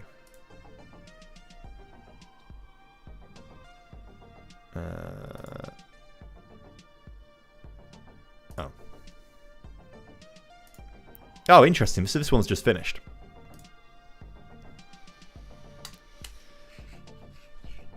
Let's jump into this, shall we? So this was for the Wonderkid video that we did recently, where I created twin perfect Wonderkids. That's the thumbnail that he created. This is the one that I did that I based on previous thumbnails that have worked very, very well on my channel. And then I guess that one's also worked pretty well for some thumbnails as well. But I thought I'd throw that one out there and see what happened. And like, from an artistic point of view, from a Photoshop point of view, I think personally this is the best. This is the nicest looking thumbnail, I would say, in my opinion. But the psychology of this one, and the huge contrast there, the huge contrast, obviously works better for viewers, and apparently makes them watch 3% longer, or 2.5%. See, it's very, very marginal, isn't it? What does it say? What is the information here on the winner, basically? A/B test option is the one that generates the highest share of videos watch time. Why is this? Oh, it doesn't actually say. Yeah, okay. It just says, yeah, watch time is king, basically. So yeah, apparently that's the one that won, even though I much prefer how this one looks, because I think it's really cool. This one to me is just like boring, but it's the psychology behind it, right? It's the psychology. So maybe if we did more like red-green on that side, who knows? TMI, I don't know how sausage is made. Interesting. Interesting. But this is all like YouTube nerd stuff. I love this kind of stuff, so. Sorry, little Maple Man. We'll get the sausages away. We'll get back into the realm of Football Manager. Oh, and it's a tough couple of games. Shakhtar Donetsk then followed up by Slovan Bratislava, and then a club from the second division in the Cup. So 3 cool games coming up, actually. I want to be emotionally manipulated. I can't speak. I want to be emotionally manipulated and not about it. Now I understand. I'll try and go back to manipulating you emotionally as well. Can you recommend some Wonderkids starting a new save? Yes, I can. I can recommend to you Karol Blaszko. I can recommend Bruno Derdov. I can recommend Ravi Mateta Pepper. I can recommend Amara Diouf. I can recommend Tadej Hayovsky. I mean, to be fair, I actually don't think these two are proper Wonderkids, but I like them a lot. I like them a lot. We're also getting in very soon Saba Karabashvili for a lot of money, but he's coming soon. Diouf, yes, but no penalties. That's also true. Although he did score one. He did score one, didn't he, to be fair? He did score one. But Karabashvili is going to be a revelation for us at left back as well, so I'm excited to have him join the club too. So I'd recommend those guys. Bruno Derdov's been the best performer for us so far this season. Bruno Derdov. And we only got him for about £600,000 or so. Hello, Leonardo. How you doing, mate? Good to see you. Or Leonardo, sorry, not Leandro. Leonardo. How are things, my friend? Hello to Brazil. I'd love to go to Brazil at some point. Well, I'd like to see all of South America, really. Tommy Setford is not a bad shout, to be fair. There's 2 Setfords, right? I swear there's 2 Setfords. Yeah, Charlie Setford and Tommy Setford. Are they both goalkeepers? They're both goalkeepers. That's weird, isn't it? Because they are brothers, right?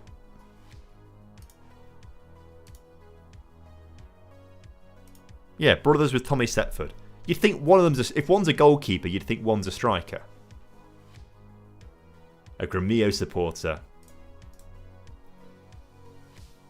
I feel like... Oh, Derby's suspended for this game. That's a real shame for him.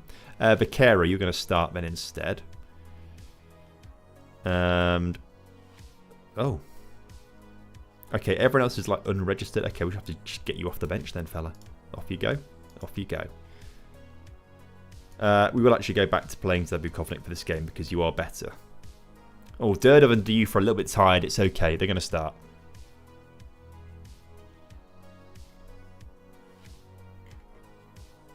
Right. Massive game coming up then here. Huge game. After beating Atletico Madrid in our previous match, we give ourselves a really good opportunity to qualify for the knockout rounds of the Champions League. But to do that, we also have to be beating Shakhtar Donetsk here. Beat Shakhtar. And we're on to a winner.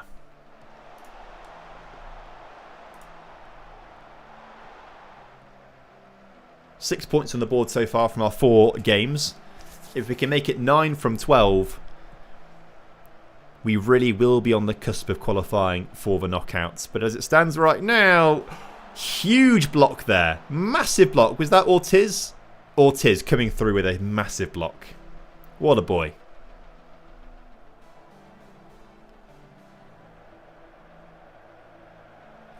Okay. Maybe what we should have done actually is start playing the 5 at the back. Because we were 1-1 with Atletico Madrid for ages. We moved to 5 at the back and then scored 2 goals late on. Maybe we should have started this game with 5 at the back.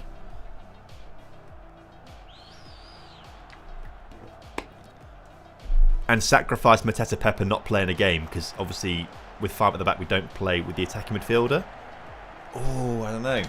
Maybe we should have taken that gamble and taken that risk. Nimrod, hello mate, good to see you. I am alright, thank you. Just a little stressed. I mean, 7 points puts us on par with Barcelona, Arsenal and Monaco, ahead of Juventus and Roma. Insane, right? Although maybe they've not played their game yet. Genuine thoughts on real life Karabag FC. I don't really think much about them, if I'm honest with you. Obviously, they're doing something right and generating a few Wonderkids themselves, actually, because they've got a couple of decent young players in Football Manager, right?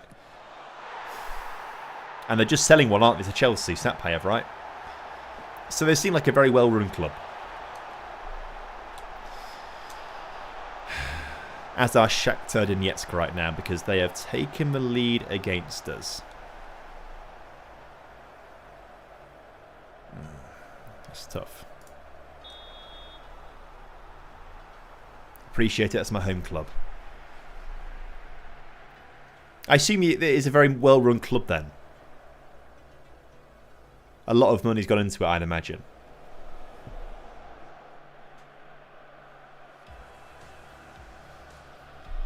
Address for team at half-time. Okay, 1-0 down here. I want to see a much better display in the second half. Oh, state-sponsored, insane. Well, I kind of get it. I kind of get it. If they've got the spare money and they want to get themselves known on the world stage, football's a way to do it. Football's a way to do it. Is Uchenna Og... I can't say the name. I do apologise. I've no idea. I've never heard the name before. So I couldn't tell you. I think what we're going to try here is going to the 5 at the back early and just seeing what happens.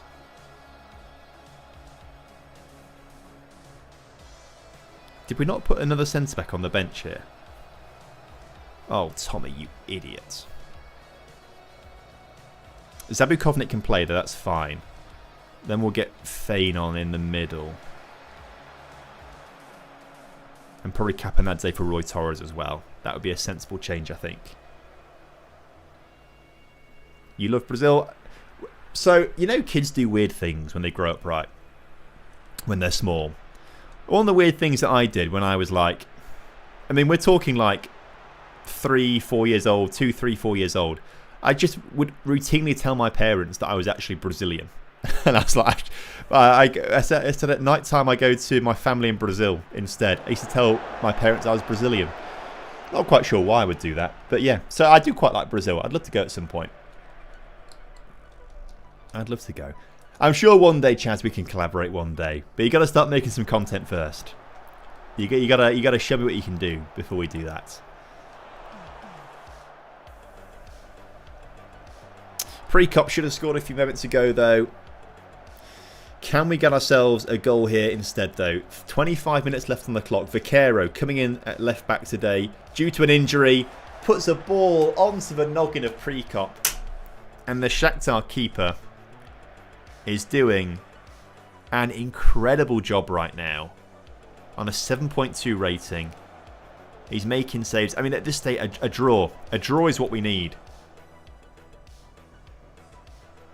Capanadze's corner. For number 22. The Georgian international puts it in the middle. Cleared only as far as Durdov. We've seen him score tonight from this situation. He's not going to do it like that. But Fane is. 15 minutes to go. We're back on level terms. Come on. Huge. So Durdov collects the ball. Is very... I mean, I would have just shot from there. But I'm a selfish footballer. So I see my name in lights and I go for it. He does well to drag 2 players away from the 6-yard area. Opens a gap for Fane. Right. Encourage again. Encourage worked before. Let's do it again. Pre-Cop and Diouf not having great games. I tell you what, the last 15 minutes or so, let's bring Ramadan on. Let's let him run at the defence. See what he can do out there. Anyone else I want to bring on? Yeah, Hayovsky for Blaszko. Why not? Let's just see what he does. We'll take a draw. A draw's important, but if we can sneak a win right at the end here. Oh, it would be amazing, but I just don't think we're going to quite do it here away at Donetsk. We'll take a point. We'll take a point. I tell you what, if you told me we were going to get 4 points from Shakhtar and from Atletico Madrid, I'd have bitten your hand off. So we'll take it. Oh, the win would have been nice, but we've come back from a goal down to draw that one. And what does that do for the Champions League table, apart from giving us £600,000? It gives us... That's not the table that I want to see. Is the game stable now? It's definitely stable, yeah. I mean, it has been for a long time, but some of the navigation is just a bit annoying and a bit cumbersome still. Hopefully they'll fix some of that in the next updates. It moves at the 15th in the table. 7 points on the board. Everyone has played 5 games, actually. We're only 2 points ahead of Copenhagen, though, and Villarreal, and 3 points ahead of Slavia Prague. So this could all change very, very quickly. 9 points on the board, I'd feel a lot safer, but there's still an opportunity. Our next game is against Galatasaray. Oh, it's even worse. You look at Shakhtar. Shakhtar have only got 3 points. Ah, oh, man, that sucks actually looking at that. Galatasaray on 4 points. We've got to be... If we beat Galatasaray... We are giving ourselves the best possible opportunity, aren't we? We've got a few games to go until then. It's Slovan, Bratislava next, though. They aren't splashing the cash like the Qatar or the Saudis. I think the club is generally well run. If he's not from Azerbaijan, he would have gone coaching big European clubs. The manager, I can't say... Oh, Gurbanov, I can say the name. I just kind of panic a little bit when I don't see English names. I just don't want to get them wrong. El Kandusi is upset he's not playing more games. Fella, you're not very good really anymore. Can you be a squad player? He says he can be, so that's sorted. Fantastic. Stick with that formation in Europe? I think so. I think you're right, Monkey Gun. I think we have to use that from the get-go against Galatasaray. From the get-go. Can you check my message, please? Oh, there. Sorry. Making the first ever Swiss format league in FM history, a Super League in Gibraltar with 8 divisions, each division in a Swiss format. What do you think? It sounds ambitious, but it sounds cool. Using existing teams or using... I assume existing teams, right? Hope they're fixing the bugs too. Ever encountered not being able to make an offer on a player? I inquire about a player and I withdraw the offer but never acknowledge it. Oh, I've not had that before, but I don't really inquire on players actually, so I guess I just wouldn't have come across it. But yeah, I mean, I'm sure a lot of stuff like that will come through. It works. That's really cool. Interesting. Good to know. I used to tell people my dad was from Iceland and my mum was from Cuba, so I could be an ice cube. I mean, that's just a cool kid joke, to be fair. Well, a year working on it. My word, Nimrod. That's mental. That is a passion project. So I assume you started building it in 24, right? Were you able to just completely just bring it over from 24 to 2026? Because the editor doesn't really change, does it? So that's kinda. I guess you have to make a few changes, right? But if it was all pretty much there, that's handy. Although knowing the editor, it wouldn't.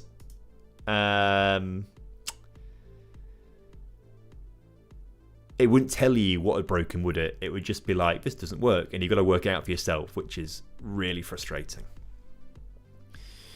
Right, Slovan Bratislava. Use team selection 1, although the manager's injured, so you just swap with Trusa, and we'll get Ramadan on there as well. And is that good for the bench? Let's get Santos Diber on there as well, just in case you want a different... We've not used him at all this season, actually, have we? We should have used him a little bit more, the German. We paid good money for him. We used him quite a bit last season on loan, actually. 11 starts, 5 substitute appearances. Played very well. Maybe we should use him a bit more this season, but... essentially, he's our 5th choice. Right. Durdov and Diouf tired. I'm going to rest both... No, it's Slovan Bratislava, Tom. Think about this. We'll keep them playing for now. Out end of January. Okay, I'll certainly have a look at that when it comes out. That'd be cool to see.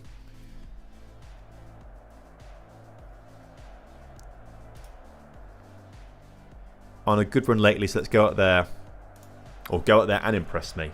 You know, places for grabs here, although Meteta Pepper, Diouf and Durdov, you're pretty much guaranteed a spot in every single game.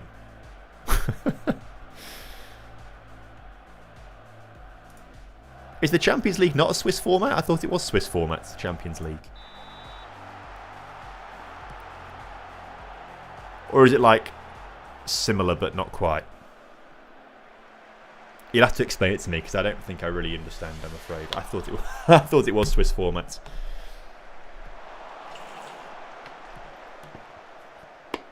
Swiss format is winners against winners.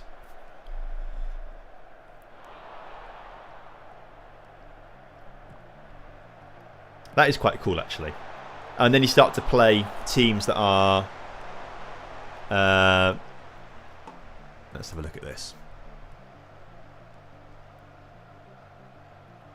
So you start to get to your level, basically. Is that what you're saying? You get to your level. And you're playing teams at your level, so it's competitive. I get this. I get this.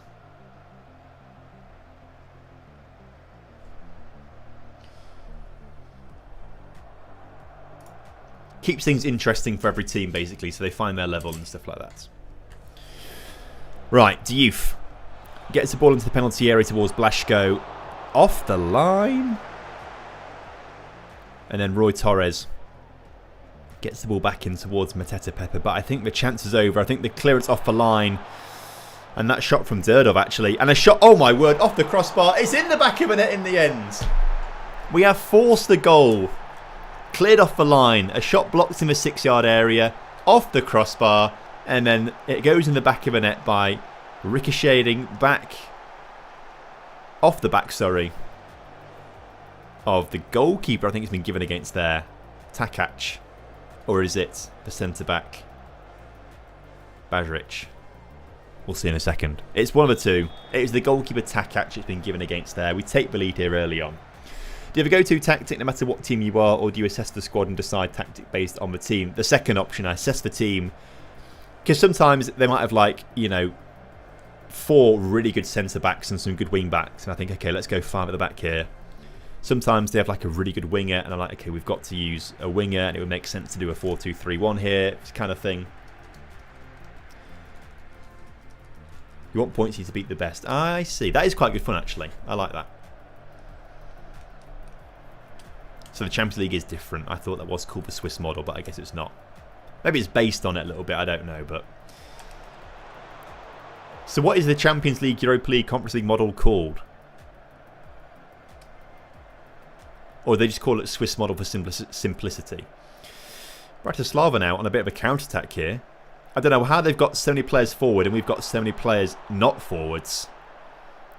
But Slovan have got themselves back on level terms here. Now they are way behind us in the table, so I'm not really too upset if they do end up drawing with us today. It would take a monumental effort for them to catch up and an almighty effort from us to just completely bottle everything right now. You can see the table as it stands. We are a long way clear. Due to, once again, Slovan just being really crap this season. And Durdov's effort just wide of the mark there. Ziyech again, not having a great game. Mateta Pepper on a 6.4. At this point, the attacking 3 are going to have an early bath. I'm going to take them off in a few minutes.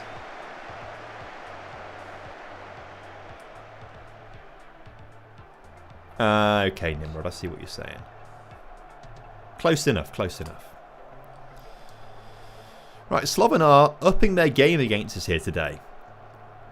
Because they've been losing to some really bad teams in the division so far. But they, I would say, have been the better team so far in this game. And Tolic here is proving it. He gets his second of the game. Are we about to lose our first match of the season?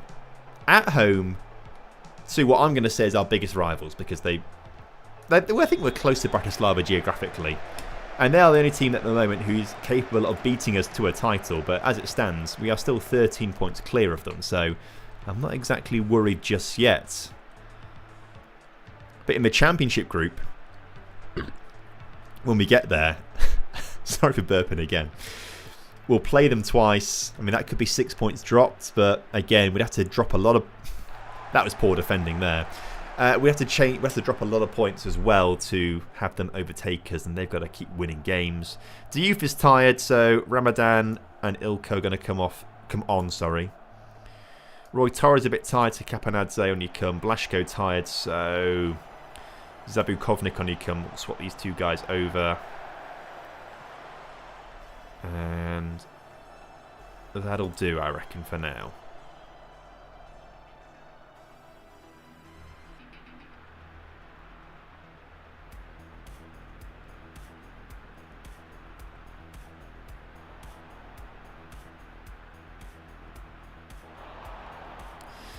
Good dribbling there from Mateta Pepper. Ilko now. Does well to fake past his man. Finds Kapanadze on this near side. Can we get an equaliser from the substitutes? Not quite. But good work, though. Good work from them. I think Mateta Pepper might have to come off the pitch in a second as well on a 6.4 rating and Prekop on a 6.6. We need goals here. Trusa, Europe. And El Kandusi through the middle. Oh, we can't make any more subs. Okay, well, Truce is going to be the man that's going to come on then. Mateta Pepper has got the quality to change something in an instant. Truce has come on and immediately gone down to a 6.7 rating, so that's not been a great start for him. I'll tell you what, chat. Despite us having 15 shots, a 1.3 XG, Slovan Bratislava with their 3 shots on target are looking like they're going to come away as 2-1 winners here. And we're not going to get back in the game with corners like that. Poor from Kapanadze. Can't beat the first man. The ball's back to him, though. Back to Ramadan. There's Hayovsky. Puts it over the top of the crossbar. Slovan is winning. We love to see that. They are about to inflict on us our first defeat of the season. And this is kind of what I was saying. I want some more competition out there this season. I want some more competition. You know, we're walking away with the league. But if Slovan are now starting to turn a corner after a terrible first season and a pretty poor first 10 games of this season as well, maybe they are finally turning a corner and becoming the team that they should be, and that is a title contender. It might be too little too late for them this season, but they are sending a message. And that message is, we're coming for you, Dunajská Streda. They're coming for us. Our first loss in the league this season. Ah, that sucks. Disappointed we didn't win that match. But game on. Game on. We're going to up our game next time that we play Slovan Bratislava.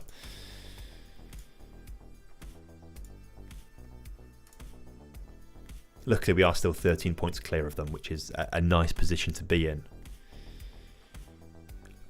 But it'll be good for them to come second this season after... last season they came fourth. Didn't get any European football. Zemplin, Sport Pobrezova got the European spots. And then I think it was Košice won the cup, so they got European spots as well. So Bratislava, Trnava, you got nothing. Žilina ended up relegated. Are they top of the division below? Yeah, they are. They're going to get back promoted, aren't they? They're now 4 points clear. At one point, they were like fourth, but they're now 4 points clear at the top, which is cool. Hello, Louis. Good to see you, mate. Welcome into the chat. Have you decided to attend the game in February yet? I've not actually looked at anything about the game. I probably should do at some point to have a think about it and work out how much it's going to cost and things like that. Because it would be really good fun to go, actually. I'll have to work it out a little bit and see what date was it in February again, did you say? I should probably just Google it, shouldn't I?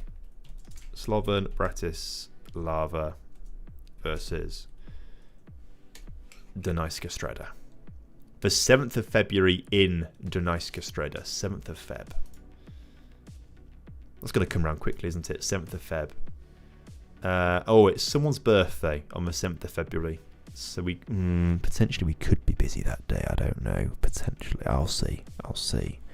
I'll have a look at prices. And see what go on with prices. Because it's tempting. I'd love to go. But maybe I'll wait till it's a bit warmer as well. That's also a possibility. Not that I don't. Maybe in the championship game. Championship group, maybe, to be fair. Clate's messaging me back. I need to get a hold of Luke as he's my number 2 for FM content creators. Glad to know that I'm number 1, though. Appreciate that. I'll be there in the Slovan sector. Mate, you're going to have a great time there. I think I'd probably enjoy Bratislava better. Although, seeing as I'm the manager of Dunajská Streda, I feel like I've got to go there to watch a game. But I'd probably just go there for the day to watch the game and then just spend the rest of the time in Bratislava, I'd imagine. £17 million in the bank. We're going to have a nice transfer budget next season, aren't we? I'm looking forward to that and hopefully be able to buy a ton of South American Wonderkids because, of course, we are scouting out South American Wonderkids right now, which would be good fun. No, I'll make sure this only gets worn in Dunajská Streda. Will not wear this in Bratislava. Maybe underneath a coat I might, but not on its own. Definitely.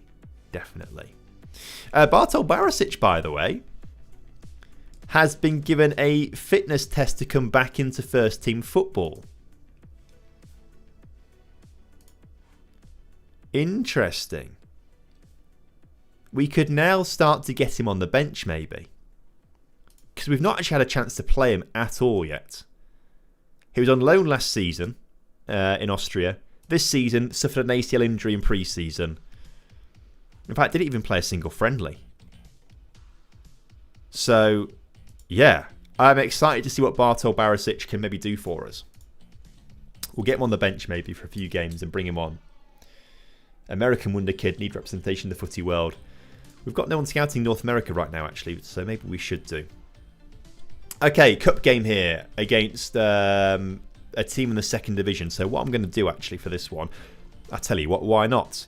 Why don't we just start Bartol Barisic for this game? See what happens after his ACL injury. We'll start him for the game, shall we? We'll start Ramadan as well. We'll rotate a little bit for this one because players are going to need to play and get a bit of match sharpness into them. Santos Diber. Fane can play as well. El Kandusi can start at left back.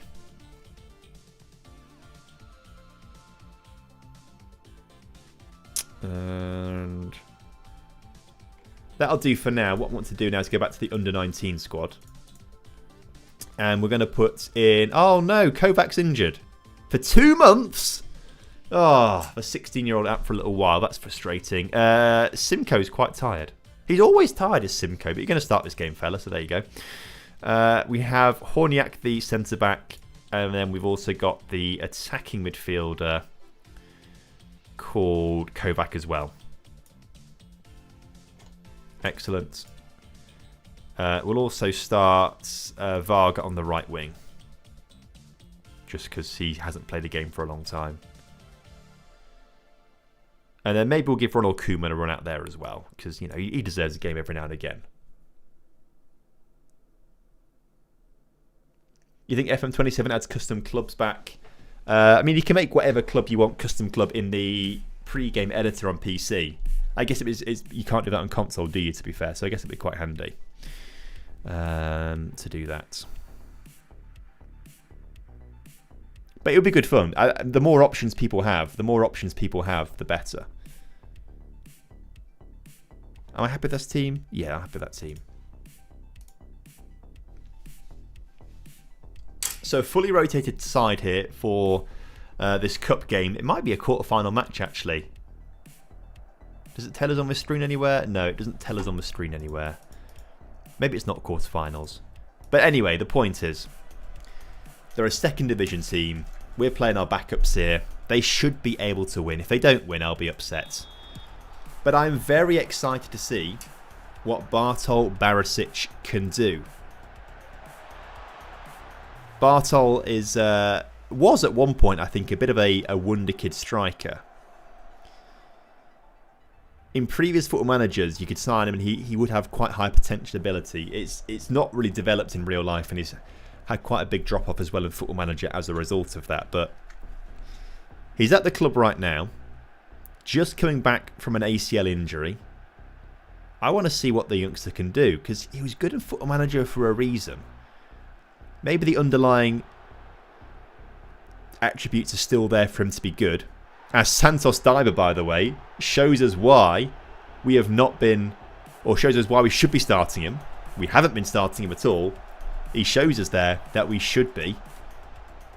Not bad at all from the young German, who is obviously a bit upset this season, because last season he played 16 games for us on loan. This season, after signing him on a permanent, has only got 3 or 4 appearances. This might be his 5th, I can't remember. FM21, yes, that was it. He was always good. I always remember the name. He always turned out pretty decent. I think he was at Dinamo Zagreb then, maybe, potentially. I'm pretty sure. I think he was in Croatia at least. I could be lying to you, though, as somehow we don't concede a goal there. Have you got a Discord server? Yeah, there's a Discord server.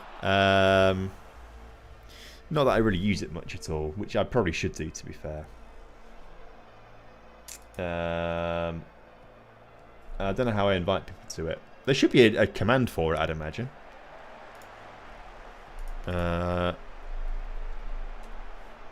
If there's not, that's weird. Oh. Apparently not. Interestingly. How do I do invites? Invite to server. There we go. You're on Twitch, right?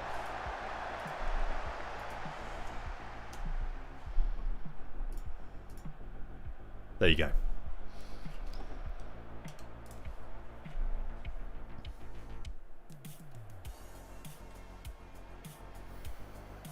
Is it FM worth buying? It's certainly better. I'm pretty sure on Steam you should be able to like try a demo version. So So I think you should try that out if you're on the fence about buying it. Alternatively, of course, if you've got Xbox Game Pass, it's on Xbox Game Pass or Game Pass or PC as well. So try it on there as well. I've enjoyed the game, but you know, I'm a little biased, I suppose, aren't I? Because all I do is play Football Manager, so I'm a bit biased, really. But it's certainly a lot better than it was at launch. But if you're on the fence, try the demo. If it's on Game Pass, maybe even just get a month of Game Pass, right? Which is cheaper than buying it, and then you can play a few other games as well that you can try out too. You can always cancel after a month of Game Pass.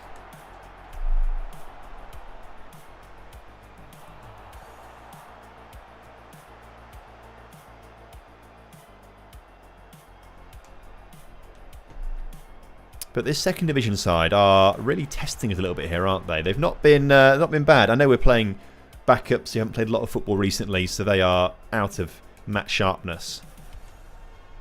And they are winning, I guess, but I'd expect us to be a little better than we are right now. Cheers from Portugal. Hello to Portugal. Surprise shirts discount still available. Yep, it should always be available. It's always there. I think it's Tom10 for one-off buys and Tom15 for becoming a subscriber, I believe. Ever planning on coming to Bahrain? I was in Bahrain this last Christmas. I was there in December. I was in Bahrain.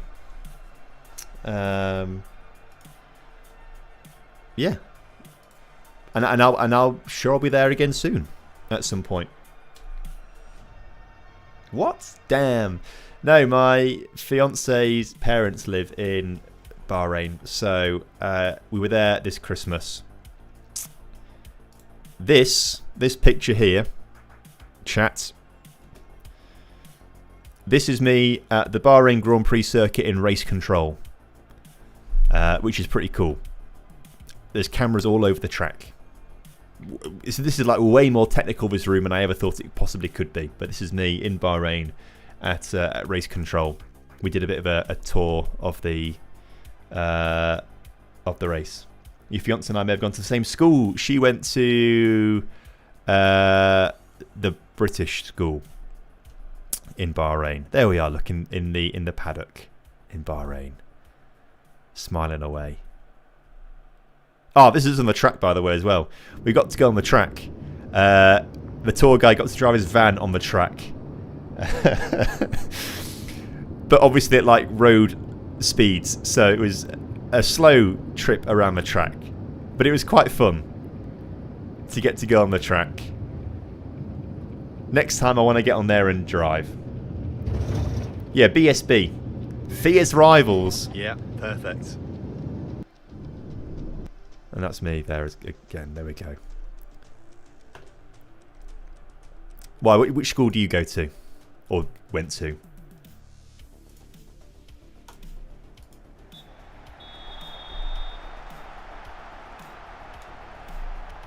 One thing I was very surprised about Bahrain is just the amount of malls there are. So many malls. For a country that's only got 1 million people, insane amount of malls.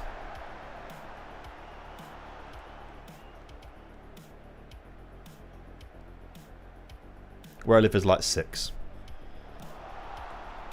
There's just, I mean, it's an unhealthy amount, I would say. As by the way, we've conceded a goal.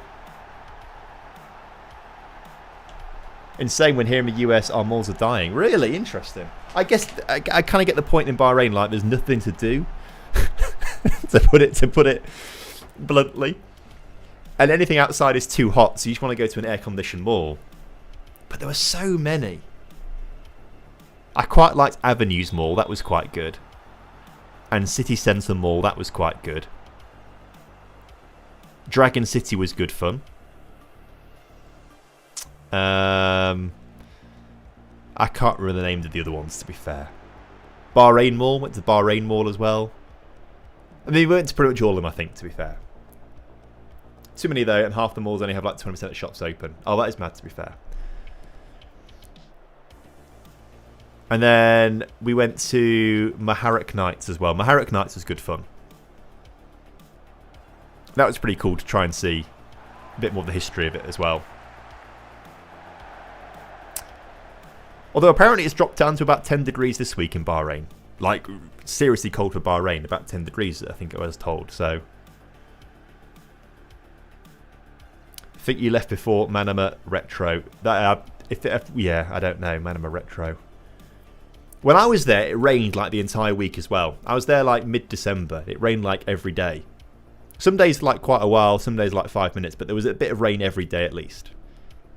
Which was crazy. By the way, I've not been focusing on this game, and we are atrocious here. Bartol Barisic has just come back. I mean, he's just come back from an ACL injury. I suppose that explains it, doesn't it? Trusa on your come. Vergara for Ilko. We'll bring Diouf on for Ramadan as well. Kovac for...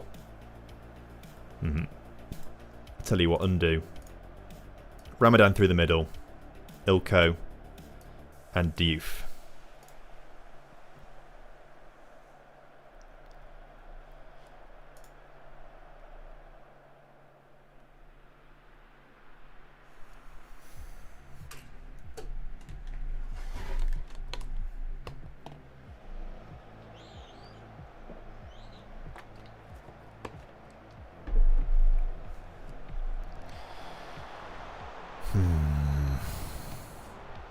Maybe we're losing our touch. Bahraining, very good. Maybe we're losing our touch a little bit here. We've just lost... Who did we lose to? Why can I not remember the team we just lost to? We just played them.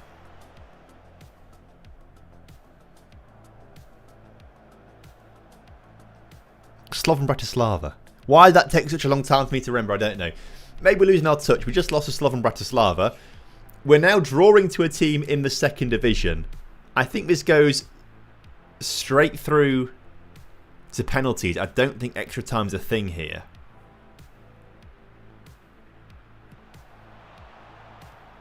Over the crossbar.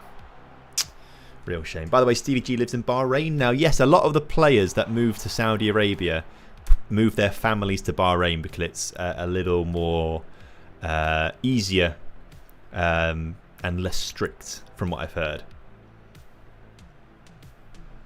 Wish I had the patience and the mind you do for this game. I don't think I've got a lot of patience. I just enjoy playing Football Manager and creating some stories in my head kind of thing, really. Right, we've now got to take penalties. These just look like the best players in the right sort of order, so... I don't know why I can only select 9 players. Like, it's not perfect, FM26. Why can I not... Why the... Why am I able to select 9 players here rather than the full 11 that I've got on the pitch? Ah, dearie me. Weird. Right, let's get into free camera for this, shall we? So we can actually see the penalties properly. Rather than at a weird angle. So the first penalty is about to be taken here by Kutzka for the opposition. And he sends Ronald Koeman the wrong way. R.I.P. Mall's dying out due to the fact online shopping's taking over and less stores are taking up storefronts in the mall. I think with like... There's just so much less opportunity. I don't think Amazon's really much of a thing in Bahrain, right? I think in the UK and US you sort of take for granted, and probably Europe as well, how easy online shopping is and things like that. The rest of the world I think it's really difficult. Like my aunt lives in New Zealand and she's like, Amazon's just not a thing here in New Zealand. Oh, Temu's big. Okay, fair play. Maybe online shopping is a thing. I don't know. Right, 1-1 after the first penalties. Up step the opposition. Koeman makes the save, stands still, puts his hands out, and catches it. I mean, that's just really showing off, isn't it, to be fair to the opposition? If you're catching their penalty, you know it's not a bad... you know it is a bad penalty, I should say. Trusa steps up. Just squeeze it past the keeper.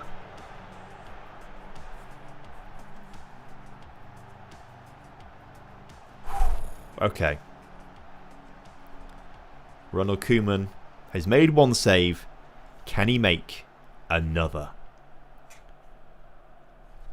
Who's stepping up for the opposition here? Lutka. Oh, it was straight down the middle again, and this time Koeman just rolls over. should have done better in that situation, in my opinion. It's okay, we're still winning. Unless, of course, Ramadan misses. He shouldn't miss. Ramadan, the Asian Footballer of the Year, has his penalty saved. And again, it's caught by the keeper, which is embarrassing.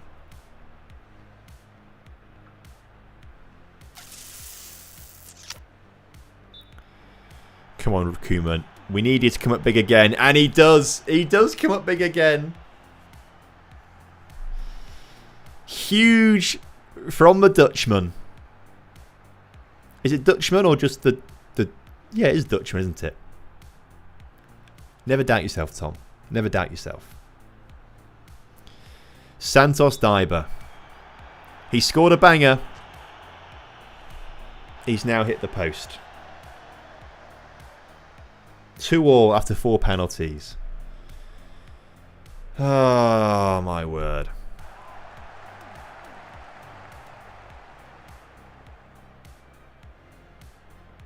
Okay.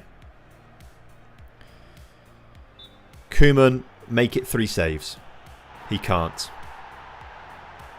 We might be about to lose in the cup to a second division side. It is my fault for not really playing a good team on this one. I'll admit that. But I did think that our backups should be good enough to beat a team from the second division.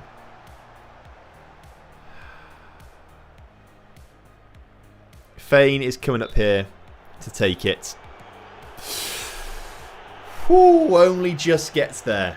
Only just gets to the penalty. We lost on penalties last season to a second division side as well, actually.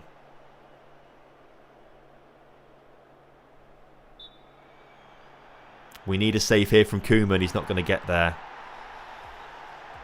Oh, my word. This is going to be tough. Zoom out a little more.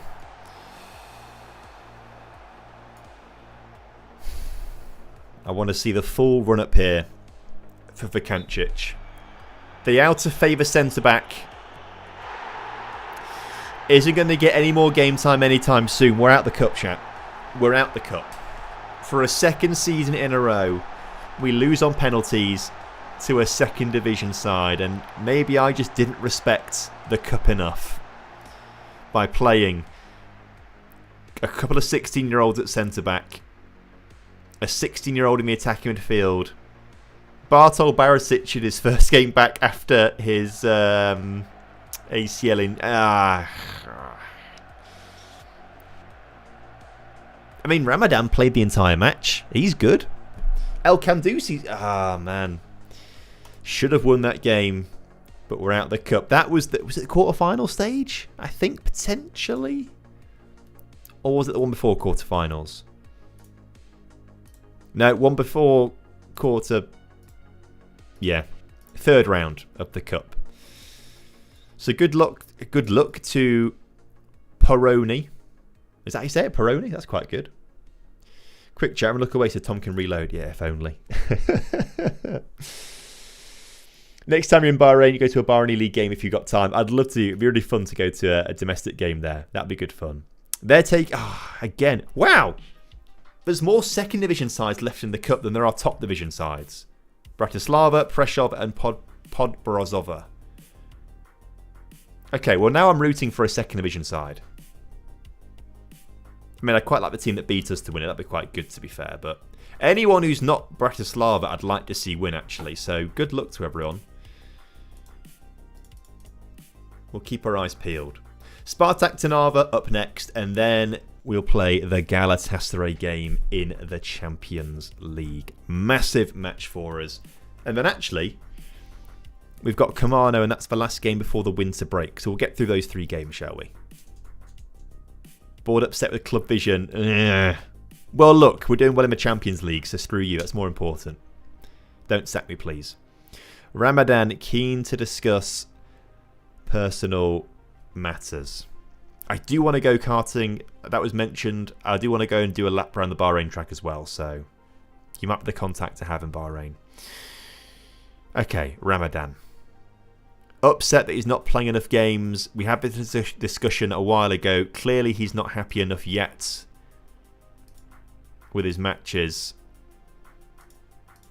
Where do we see?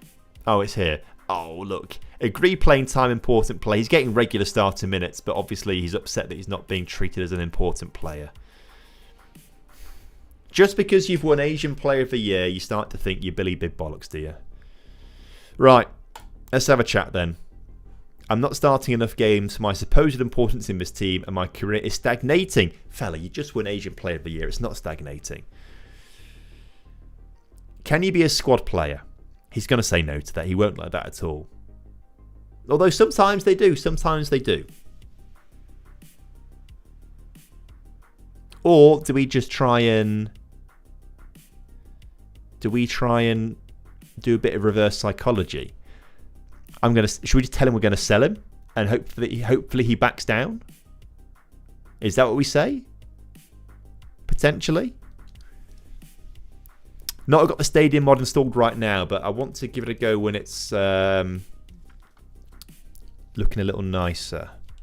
YOLO, sell the boy. What would you do if they fired you? I actually don't know. That's not really come into my thought process yet. I guess we have to start something else, I'd imagine. Right. I'm gonna do it. I'm gonna say we're gonna sell him. I don't leave the club. I'm happy to wait for my chance. Yeah, that's right, you little bitch. Back down. That's right. There's only one man here and it's me. I'm the daddy now. Let's go. That's right. Get back in your place. Sorry, chat. I got a little bit personal there with Ramadan. I don't mean to be quite so aggressive in my tone with him there. But sometimes they've got to be told. Sometimes they've got to be told. Oh, for God's sake, true, sir. Well, let's try the same thing, shall we? Let's try the same thing. I'm going to have to sell you. I don't want to leave. I want to play football. I'll show more patience. That's right. I mean, he's a team leader as well, and he's just backed down like a little scared kitten. That's all he is. I am unstoppable. I rule this club with an iron fist. Hello, Henry. How you doing, mate? Good to see you. Welcome in. All right, Spartak Trnava. Up next. Santos Dibe wants to go out on loan. He's not been playing enough football. Yes, I understand where you're coming from, actually. And I tell you what, lad. I agree. A loan sounds sensible. We'll send you out on loan. I think that's probably for the best, actually, because you're like fifth choice midfielder at the moment. But you are good. You've got some potential on you. That's why we signed you. So we should probably get you playing games to try and reach that potential ability. So when the transfer window does come around in January, off you go. Have a great loan. Right. Spartak Trnava up next. Looks like we're on the game day, so we'll play that game. We'll play Galatasaray.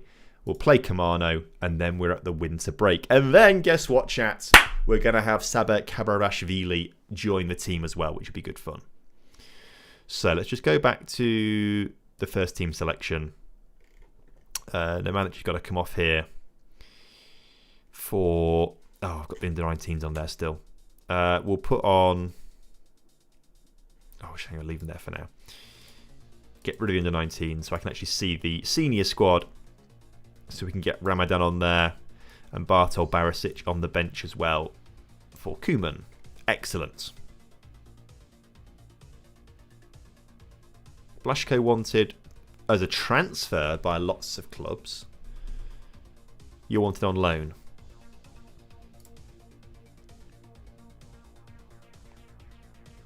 I don't know why he's rated not very highly in terms of transfer value. Why is he not worth much, chat? Blaszko has been like a regular starter for us. Is only 20. Has got 4-star potential. 19, sorry, 4-star potential. Has played really well. A leading player for this division. I think he's worth way more than $500,000. I don't get it. Any idea why console version is nowhere near PC yet? I don't really know, to be fair. I I'm not a developer, so I don't really know why it's so different and not as good. I don't know.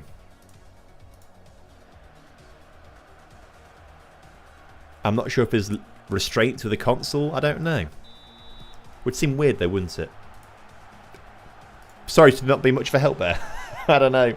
Just started playing FM, really enjoying it. Not a football person either, really. I think it's because I came across your channel. Well, Shred, that's really cool. I appreciate that massively. Yeah,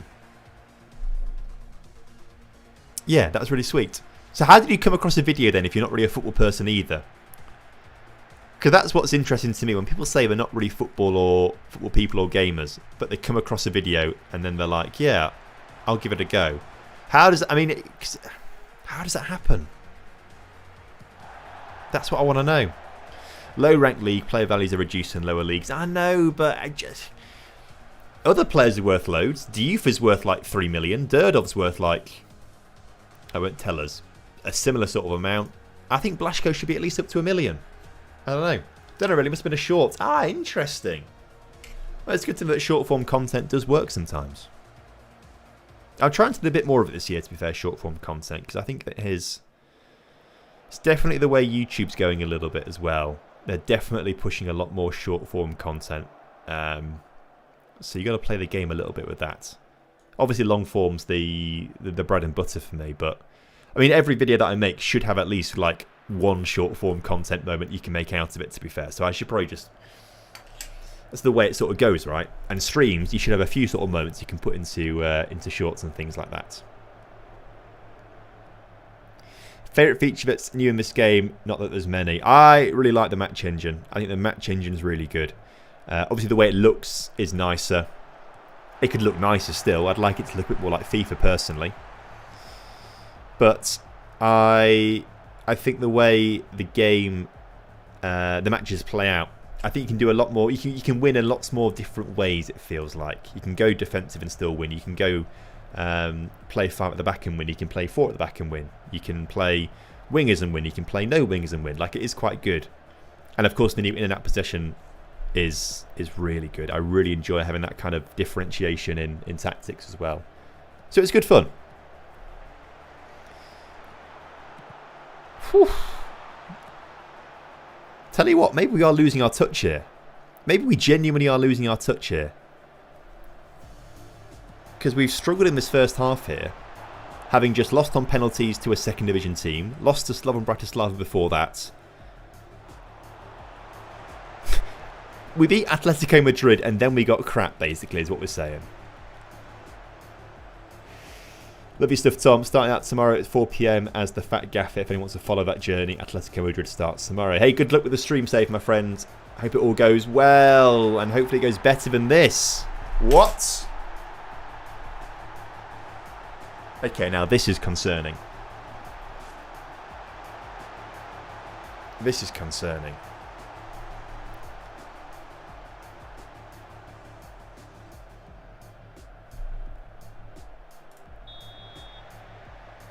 Right. You should do career mode with Kenyan side the Jersey Bird guy owns. That would be quite good fun, to be fair. Those videos always bang on YouTube, by the way. They always get like 1 million views. I'm not quite sure how, but they do. My latest save with Salernitana was because I got your discount code from Surprise Shirts. Oh, nice one. Thanks, man. Thanks for using the discount code. Appreciate it. Address the team at half-time then. We're 1-0 down here. What was that? Get your act together. Start playing like the favourites that we're meant to be. Prekop 6.5 rating. Durdov 6.7. What's going on with you guys?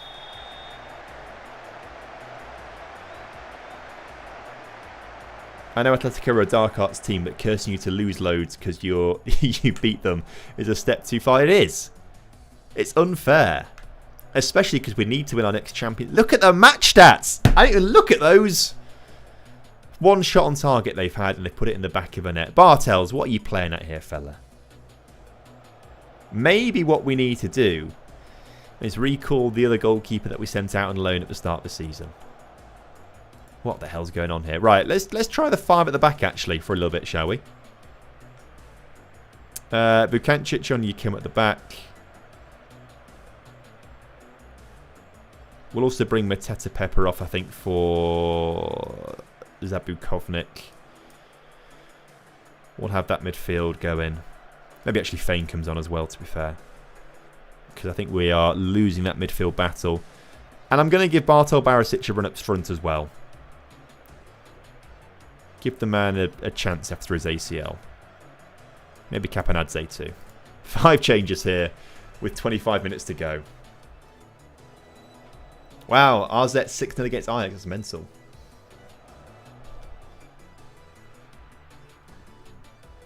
Come on then, fellas. Shout, encourage.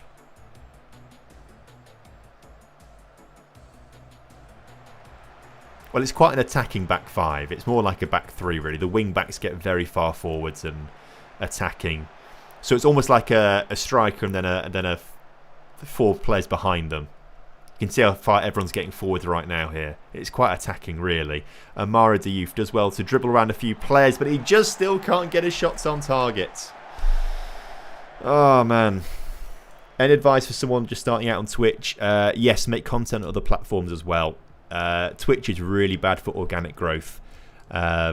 So if you want to grow, you'd make some short form content on TikTok and Instagram and YouTube Shorts and stuff like that. I'd multi-stream as well if I was you.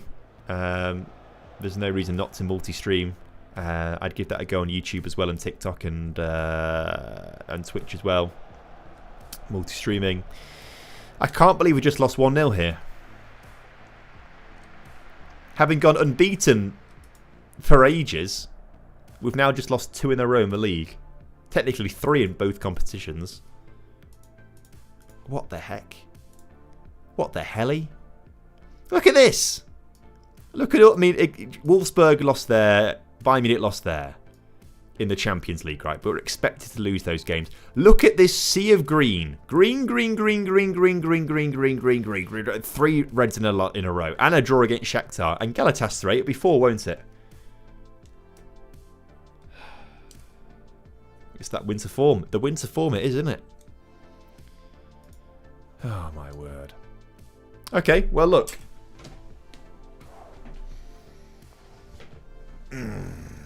Vukancic is upset that he's not playing enough games. Squad player, he's fine being a squad player. Good.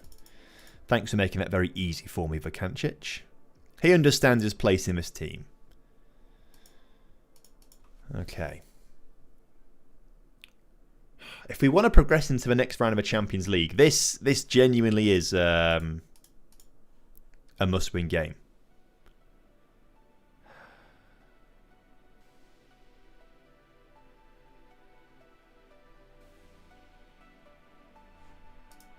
I thought that was saying these guys aren't available to play, but they are playing against Borussia Dortmund under-19s. How have the youngsters done, by the way, in their youth games against the good teams? They only just lost to Galatasaray, to be fair. They got a red card in the 89th minute and then conceded in the 91st minute. That's frustrating. Oh my god, they beat PSG under-19s. Our under-19s are insanely good. And they lost to Roma, but they beat PSG under-19s. Oh, wow.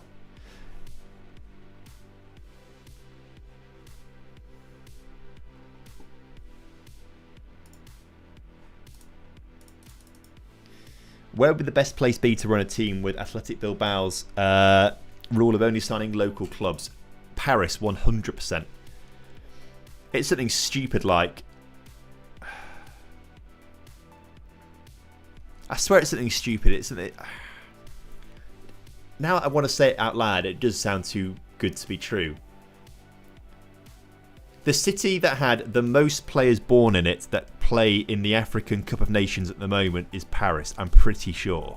But I could be lying to you. Chat, this is an unmitigated disaster.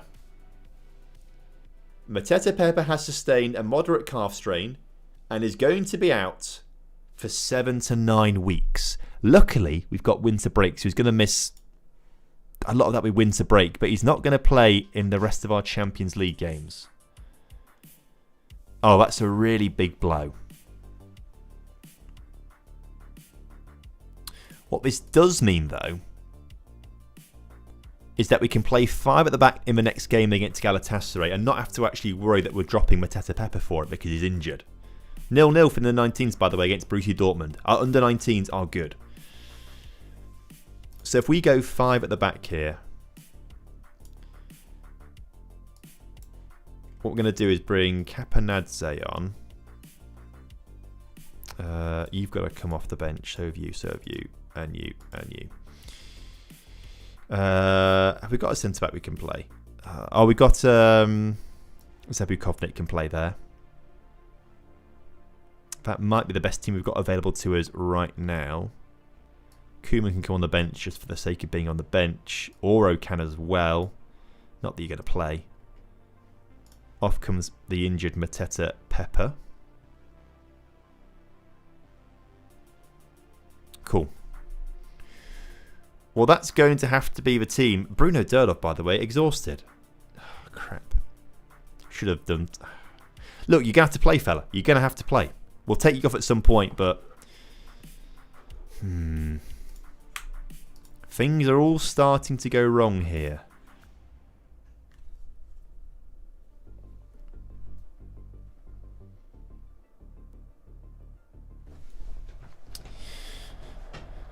At home against Galatasaray then. Victor Osimhen starting up front. Leroy Sané on the wing. Elias Yelert on the bench actually as well.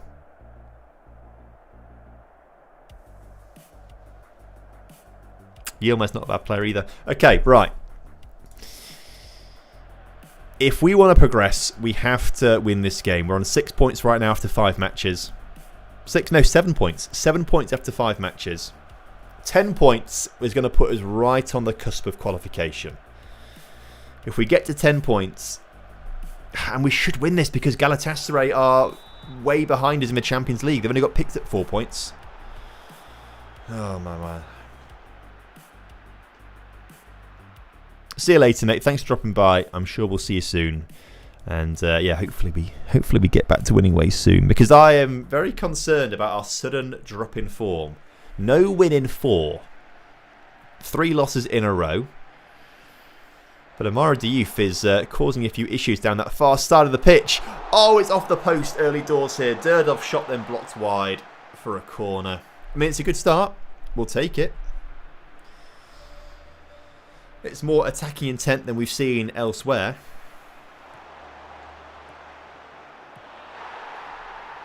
And Karol Blaszko has put us in front, the young midfielder. Whew, okay. Finally does us a solid by putting us in front here. That relieves some of the pressure. It's a really... I mean, the keeper's made a hash of that, to be fair. The keeper should have done better there. But there's a highlight straight from kickoff, and that's concerning. Unless, of course, we win possession right now and launch a quick attack and score a second. But it just feels like suddenly... Oh, there's the challenge. Here's the quick counter-attack coming now. Bationo. Forward to Prekop. Prekop finds Durdorf. Ball over the top to Amara Diouf, who's got some space to run into on that left wing. Gets past his man. Shoots. Saved. Amara. I don't think we've seen him score from open play today. Every game he plays, by the way. We're 9 minutes in. How's he already on a 7.2 rating? What does he do? He does everything at the moment other than score goals and get assists. I don't understand it. Sane. He's playing like a more of an inside forward by looks of things at the moment as he gets into the penalty area, but he's not supporting his fellow attacker there. And a ball over the top to Prekop. Should have been scored. Should have been scored. Sane really was the issue there. He is playing left wing, but he just completely abandoned that, didn't he, to get in the penalty area. And then the left back was completely taken out there by whoever tackled him. And then was out of position for the ball over the top as well. We are finding ways to get past this Galatasaray team. Oh my God, 9 shots we've had in this game. 4 on target, a 1.3 XG. I didn't realise we were winning that well. Diouf's taken a knock. And Durdov is anxious. Now pleased, apparently. That was very quick. Went from anxious to pleased very quickly. Durdov, what's the issue, Bruno Durdov? Potential lower legging. I think we'll take off at half-time. Just to be on the safe side here. We've got Ramadan who can come on. In fact, let's just do it now, shall we? Durdov coming forwards, though. In the penalty area. Can he just find his way through to Diouf? He can't. Blaszko's shot saved on the line. Durdov, I think, was quite greedy there. If he just squared that over, it would have been good. You hate to see it. Need to FM, any tips you've got? Plenty. I mean, I would just keep it simple to start off with. Go to your assistant manager in your staff responsibilities. Come on, pre-cop. You love to see it. And get your assistant manager to do things like training and all that kind of stuff, so you can just focus on like tactics and transfers to start off with, and then as you start to learn and get better, you can open yourself up to more areas of the game. Need a new striker. Pre-cop misses so many sitters. Arguably, that was one of his harder opportunities, to be fair. He was only 3 yards out, not 2 yards out. But he does put that one in the back of the net at least. Bartol Barisic coming back from injury. I'm sure we'll give him a run out there. But thank you for getting him going, Monkey Gun, because maybe he needed that kind of motivation from the chat to score that goal. 2-0 up at half-time. Happy with the number of shots on target we're having. Let's keep things going here, shall we? Oh, Durdov's now got an injury as well. I didn't spot that. Oh, fella. I guess we'll take Durdov off now as well, just to protect him with his potential foot injury. And he's also exhausted too. So's Davey as well, so Elkan Dusi on you come. Early changes in this game for us.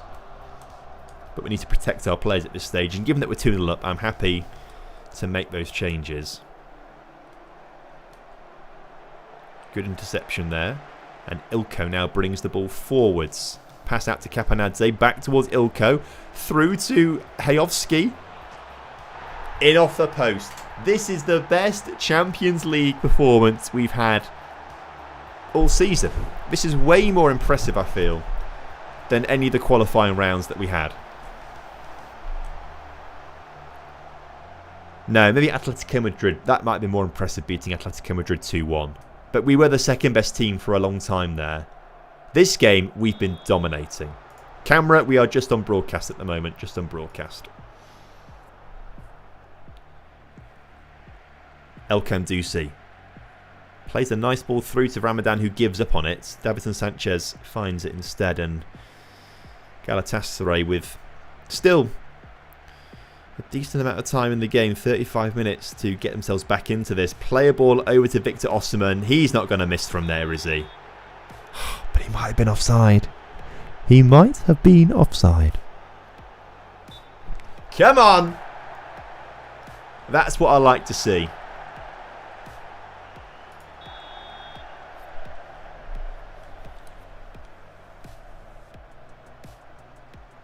Excellent work from the defenders to play a beautiful offside trap. 9 shots on target to their 0, by the way, is insane.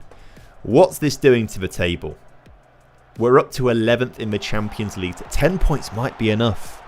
10 points really might just be enough. We've got 2 games after this against Inter Milan and Feyenoord. I don't think we're going to win either of them, if I'm honest with you, but 10 points might just squeeze us into 24th place and get us into the knockouts. 20 minutes to go here. We've made 3 subs. Let's make a couple more, shall we? Ortiz looking quite tired. We can't make a change. We've got no other centre-backs, have we? You've got to play, fella. You've got to play.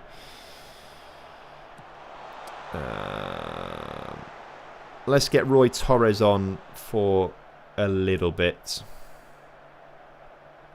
And then Fane can come on as well.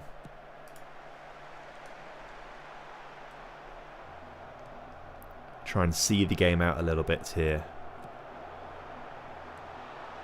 Over the crossbar. It's fine. It's fine. Galatasaray can't shoot. Oh, 1 shot on target. Maybe they can. But only 1 in 10. Only 1 in 10. Look at Osman, 6.2, 6.3 for Sane. The attacking midfielder, Sara, on a 6.1. Terrible game for the attackers of Galatasaray. Not really their match at all, but we've been clinical. And it could have been more, to be fair, when you think about some of the one-on-one opportunities.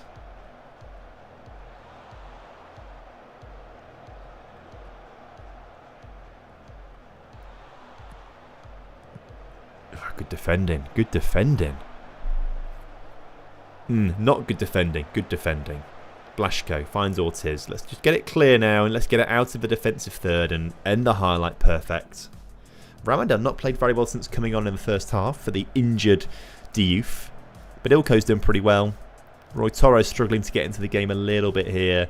But as the clock ticks down, this has been a way for us to get ourselves back into the winning groove. Donetsk Streda 3, Galatasaray 0. What a massive result that is.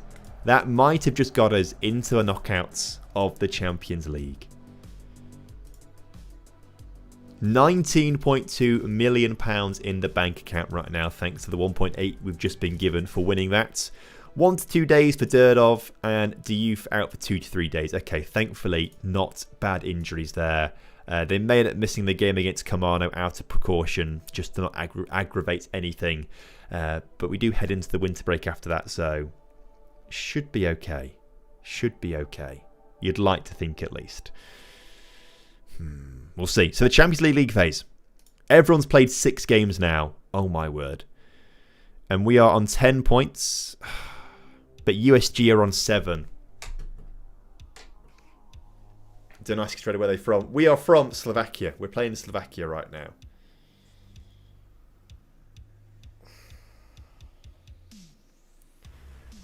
I mean, there's a lot of teams between us and Red Star Belgrade in 25th. There's a 4-point gap there.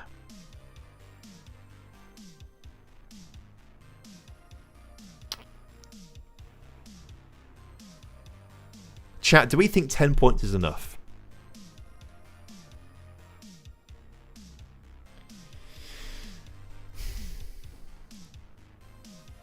Because we...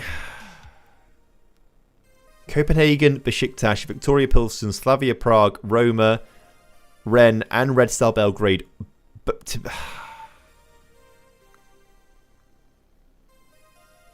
be fair, for Slavia Prague to overtake us, they need to win both their games. They have to win both their games. Chat is saying it's enough.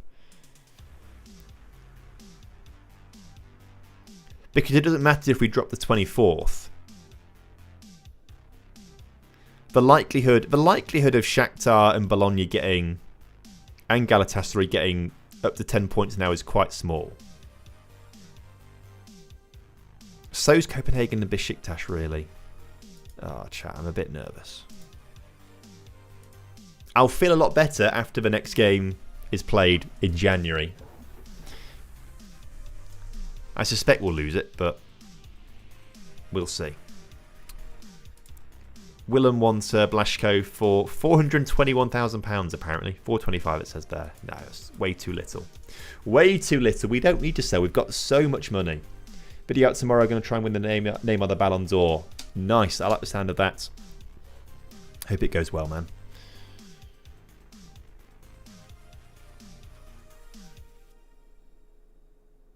Vaquero developing concerns. Of course you are, because you're not playing enough football. Do you want to be a squad player now? Let's try and say that to him, shall we? He wants to go on loan. Interesting, Vaquero. No, I'm going to tell you that you should just leave the club and be sold, because we are signing a left back in January, so you may as well get sold. Forget what I said, I'll drop it all. No, we'll try and sell you Vaquero, to be fair. Because you're really not going to get any game time when Karabashvili joins the team. So that really is going to be you done and dusted here. Final game then before the winter break. At home against Kamano. Hopefully we get back to winning ways in this match. Only 10 points clear of Slovan Bratislava now. So after the winter break, how many games do we play after the winter break? We play 4 games after winter break, and then it goes to when the season what am I trying to say? The Championship group. That's what I'm looking for, the word. Championship group. League splits in half and we play 10 games in the Championship group. Whilst I think about it, because a friendly has been arranged here, we should try and get a couple of friendlies before the Inter Milan game. So we play on the 19th of January. 19th? So if we try and play on... We could go 12th, couldn't we? Week before. And let's make it a big team. Let's play. Who's similar? And no one's really similar, are they, to Inter Milan, are they? Out of all these clubs here. And I feel like if we try and get like Boca Juniors to come, they'll be like, it's too far for us to come. So let's try Celtic. See what Celtic... I don't think they have a winter break, do they, in Scotland? But we'll try Celtic. And then we'll arrange another friendly for before the Celtic game. We'll go the 9th, shall we? And... fuck it, why not? Let's try River Plate. Oh, look there. Look, it's too far for them to travel, so we won't do it. Large AEK then. See what they say. Right, Durdov are not going to play this game because they are tired. We'll go back to our normal formation here, I think, actually. And I tell you what, last game for international break, winter break, everyone's exhausted. I'm going to just press quick pick here and just hope for the best. And it seems to have delivered us a pretty decent team there. I'm going to just take Blaszko out for Hayovsky because Blaszko's a little tired. So is Bationo, to be fair. But actually, Ortiz is more tired. Nemanic is injured. Zabukovnik can play at the back, actually, can't he? And then we'll get Bationo off for Fane, who should have a little bit of game. No, Santos Diver, on you come, fella. We'll give you another game. I know this is the last thing that we should be doing, based on the fact that we've lost 2 in a row in the league. But where is... Can anyone see the missing striker that I've now lost his name? Bartol Barisic. Where are you, Bartol Barisic? Why are you not on this list? Chat, am I going... Oh, he's on the bench. He's sub 4. I want you to start ahead of Trusa, please. Thank you very much. Let's go to the game. Let's get into it. Caught the Goat live. Great to meet you, bro. Came across the videos a couple of weeks ago. I think I've binge watched all of them. Well, thank you very much, man. Appreciate that. Glad you've been enjoying the content. Glad to have you here on a stream with us as we are playing as Denise Streda, Slovakian team. We won the title last season in Season 1. We're looking to do a repeat this year. At the moment, we're 10 points clear at the top, thanks to incompetence from Slovan Bratislava in the early stages of the season.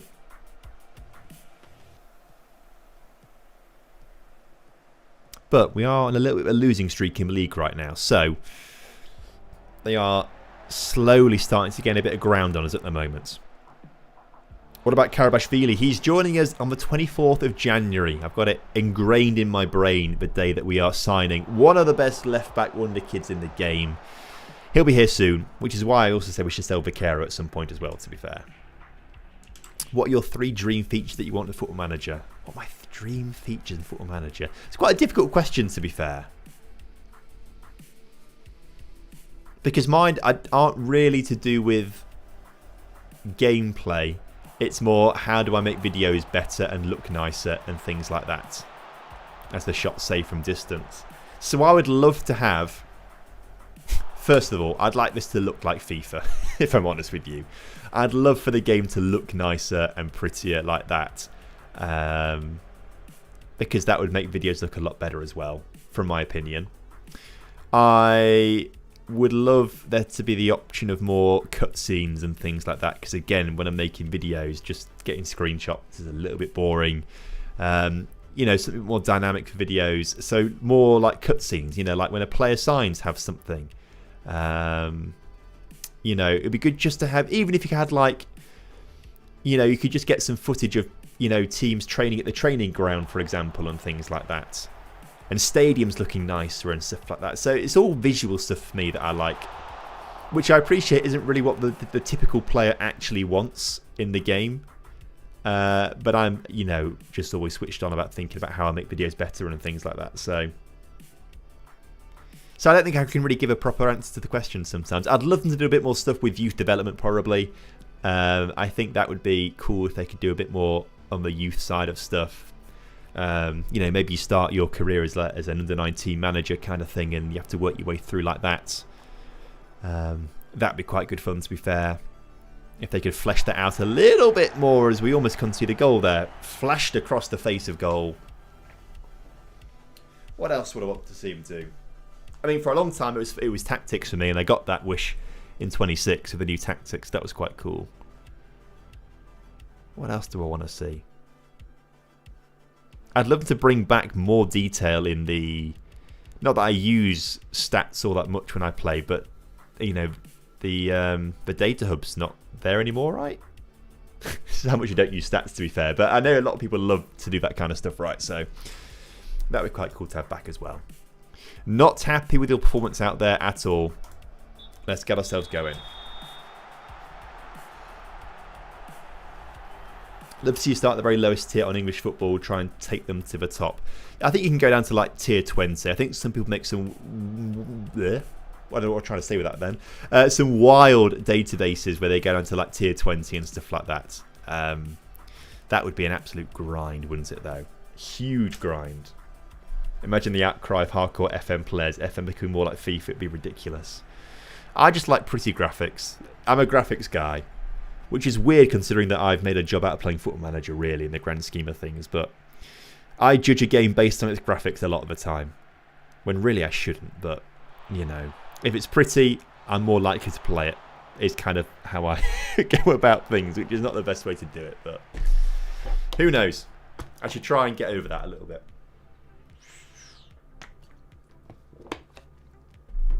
Right, Elkan Dusi finds Ramadan. Ramadan to Bartol Barisic, who may come off the pitch in a minute. I think we need a bit of extra firepower up top if we're going to win this game against Kamano. Capanadze gets past his man nicely, just play a low cross.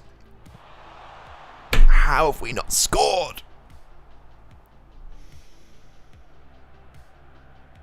Oh yeah, community... I got what you mean, Yes. I mean, no one likes change, do they, it seems. You can change 10 things for the better, and I think people would be like, I don't like this at all. Bartol Barisic. I like that. Come on. Excellent work for him. First goal after his ACL injury, and what a time to get it as well, just as I was about to bring him off the pitch here. I'll still do it anyway. We'll bring Trusa on for a little bit, I think. I don't want to make too many changes because we've got so many tired faces on the pitch at the moment. That'll probably do for the changes. Had him my Klagenfurt save, bought him and then sold him. Did he make much money off him though? Did he make a lot of money? Ever tried mods for FM26? I know there's some pretty cool ones. I've not really tried them out too much yet because I don't think they're perfect yet. And I want to make sure they are looking good and working well. Oh, what a terrible mistake to make, Jan Bartels. Oh, just when I thought we were doing pretty well. We concede a ridiculous... To be fair, it's about the first mistake we've seen him make, if I'm honest with you. But how he's not gone to catch that, I don't know. Okay. Encourage the team. Need EA to buy Sports Interactive and keep them and expand it and use the FIFA as the base, like we did with the F1 game. Yeah, I'm kind of excited what they're going to do with the F1 game going forward. Because I know they're sort of... Well, they're not releasing a new F1 game, are they? They're doing like a data update, aren't they? Essentially a paid-for data update to update things. Come on, Trusa. Come on, Trusa. There we go, Trusa. 2-1. We needed that goal. Yeah, I'm sure F1 are trying to change so much, aren't they? That they can't do it in one game cycle, so they're just doing like a paid update. And then 27 is going to be like a really big change, I think, with the F1 stuff for the since EA have bought it. 'Cause it stayed pretty similar, hasn't it, until now, from what I understand. But I could be wrong. I don't know.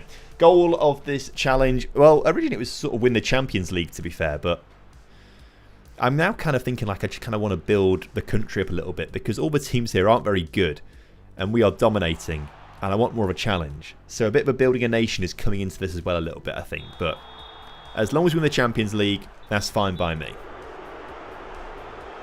10 minutes to go here. We deserve the win. You look at the match stats and we deserve the win. Look at the XG, we deserve the win. And as the clock ticks down, we end the first part of the season top of the table. 10 points clear of... let's not peak too soon. Vukancic finds Zabukovnik. Forwards to Fane. There's Roy Torres, who came off the bench for Capanadze earlier on. Forward to the yellow-carded Ilko. Let's make it 3. Oh, Trusa hits the post. And Oro can't score either. Okay, well, that should be the highlight over. That should be us topping the table at the end of the first half of the season, technically speaking. We're at the winter break now. We've got 4 games of the regular season to play after this, and then 10 games in the championship group to try and win the title. You idiot, Jan Bartels. Twice in one game he's done the same thing. Twice.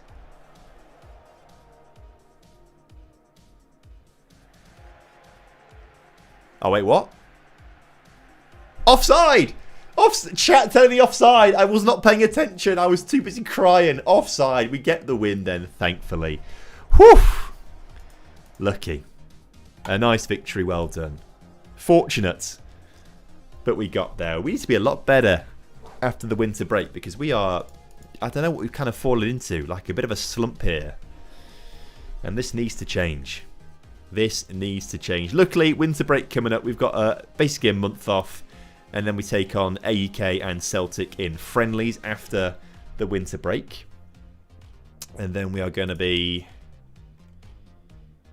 heading into the Inter Milan game in the Champions League. Away from home at the San Siro.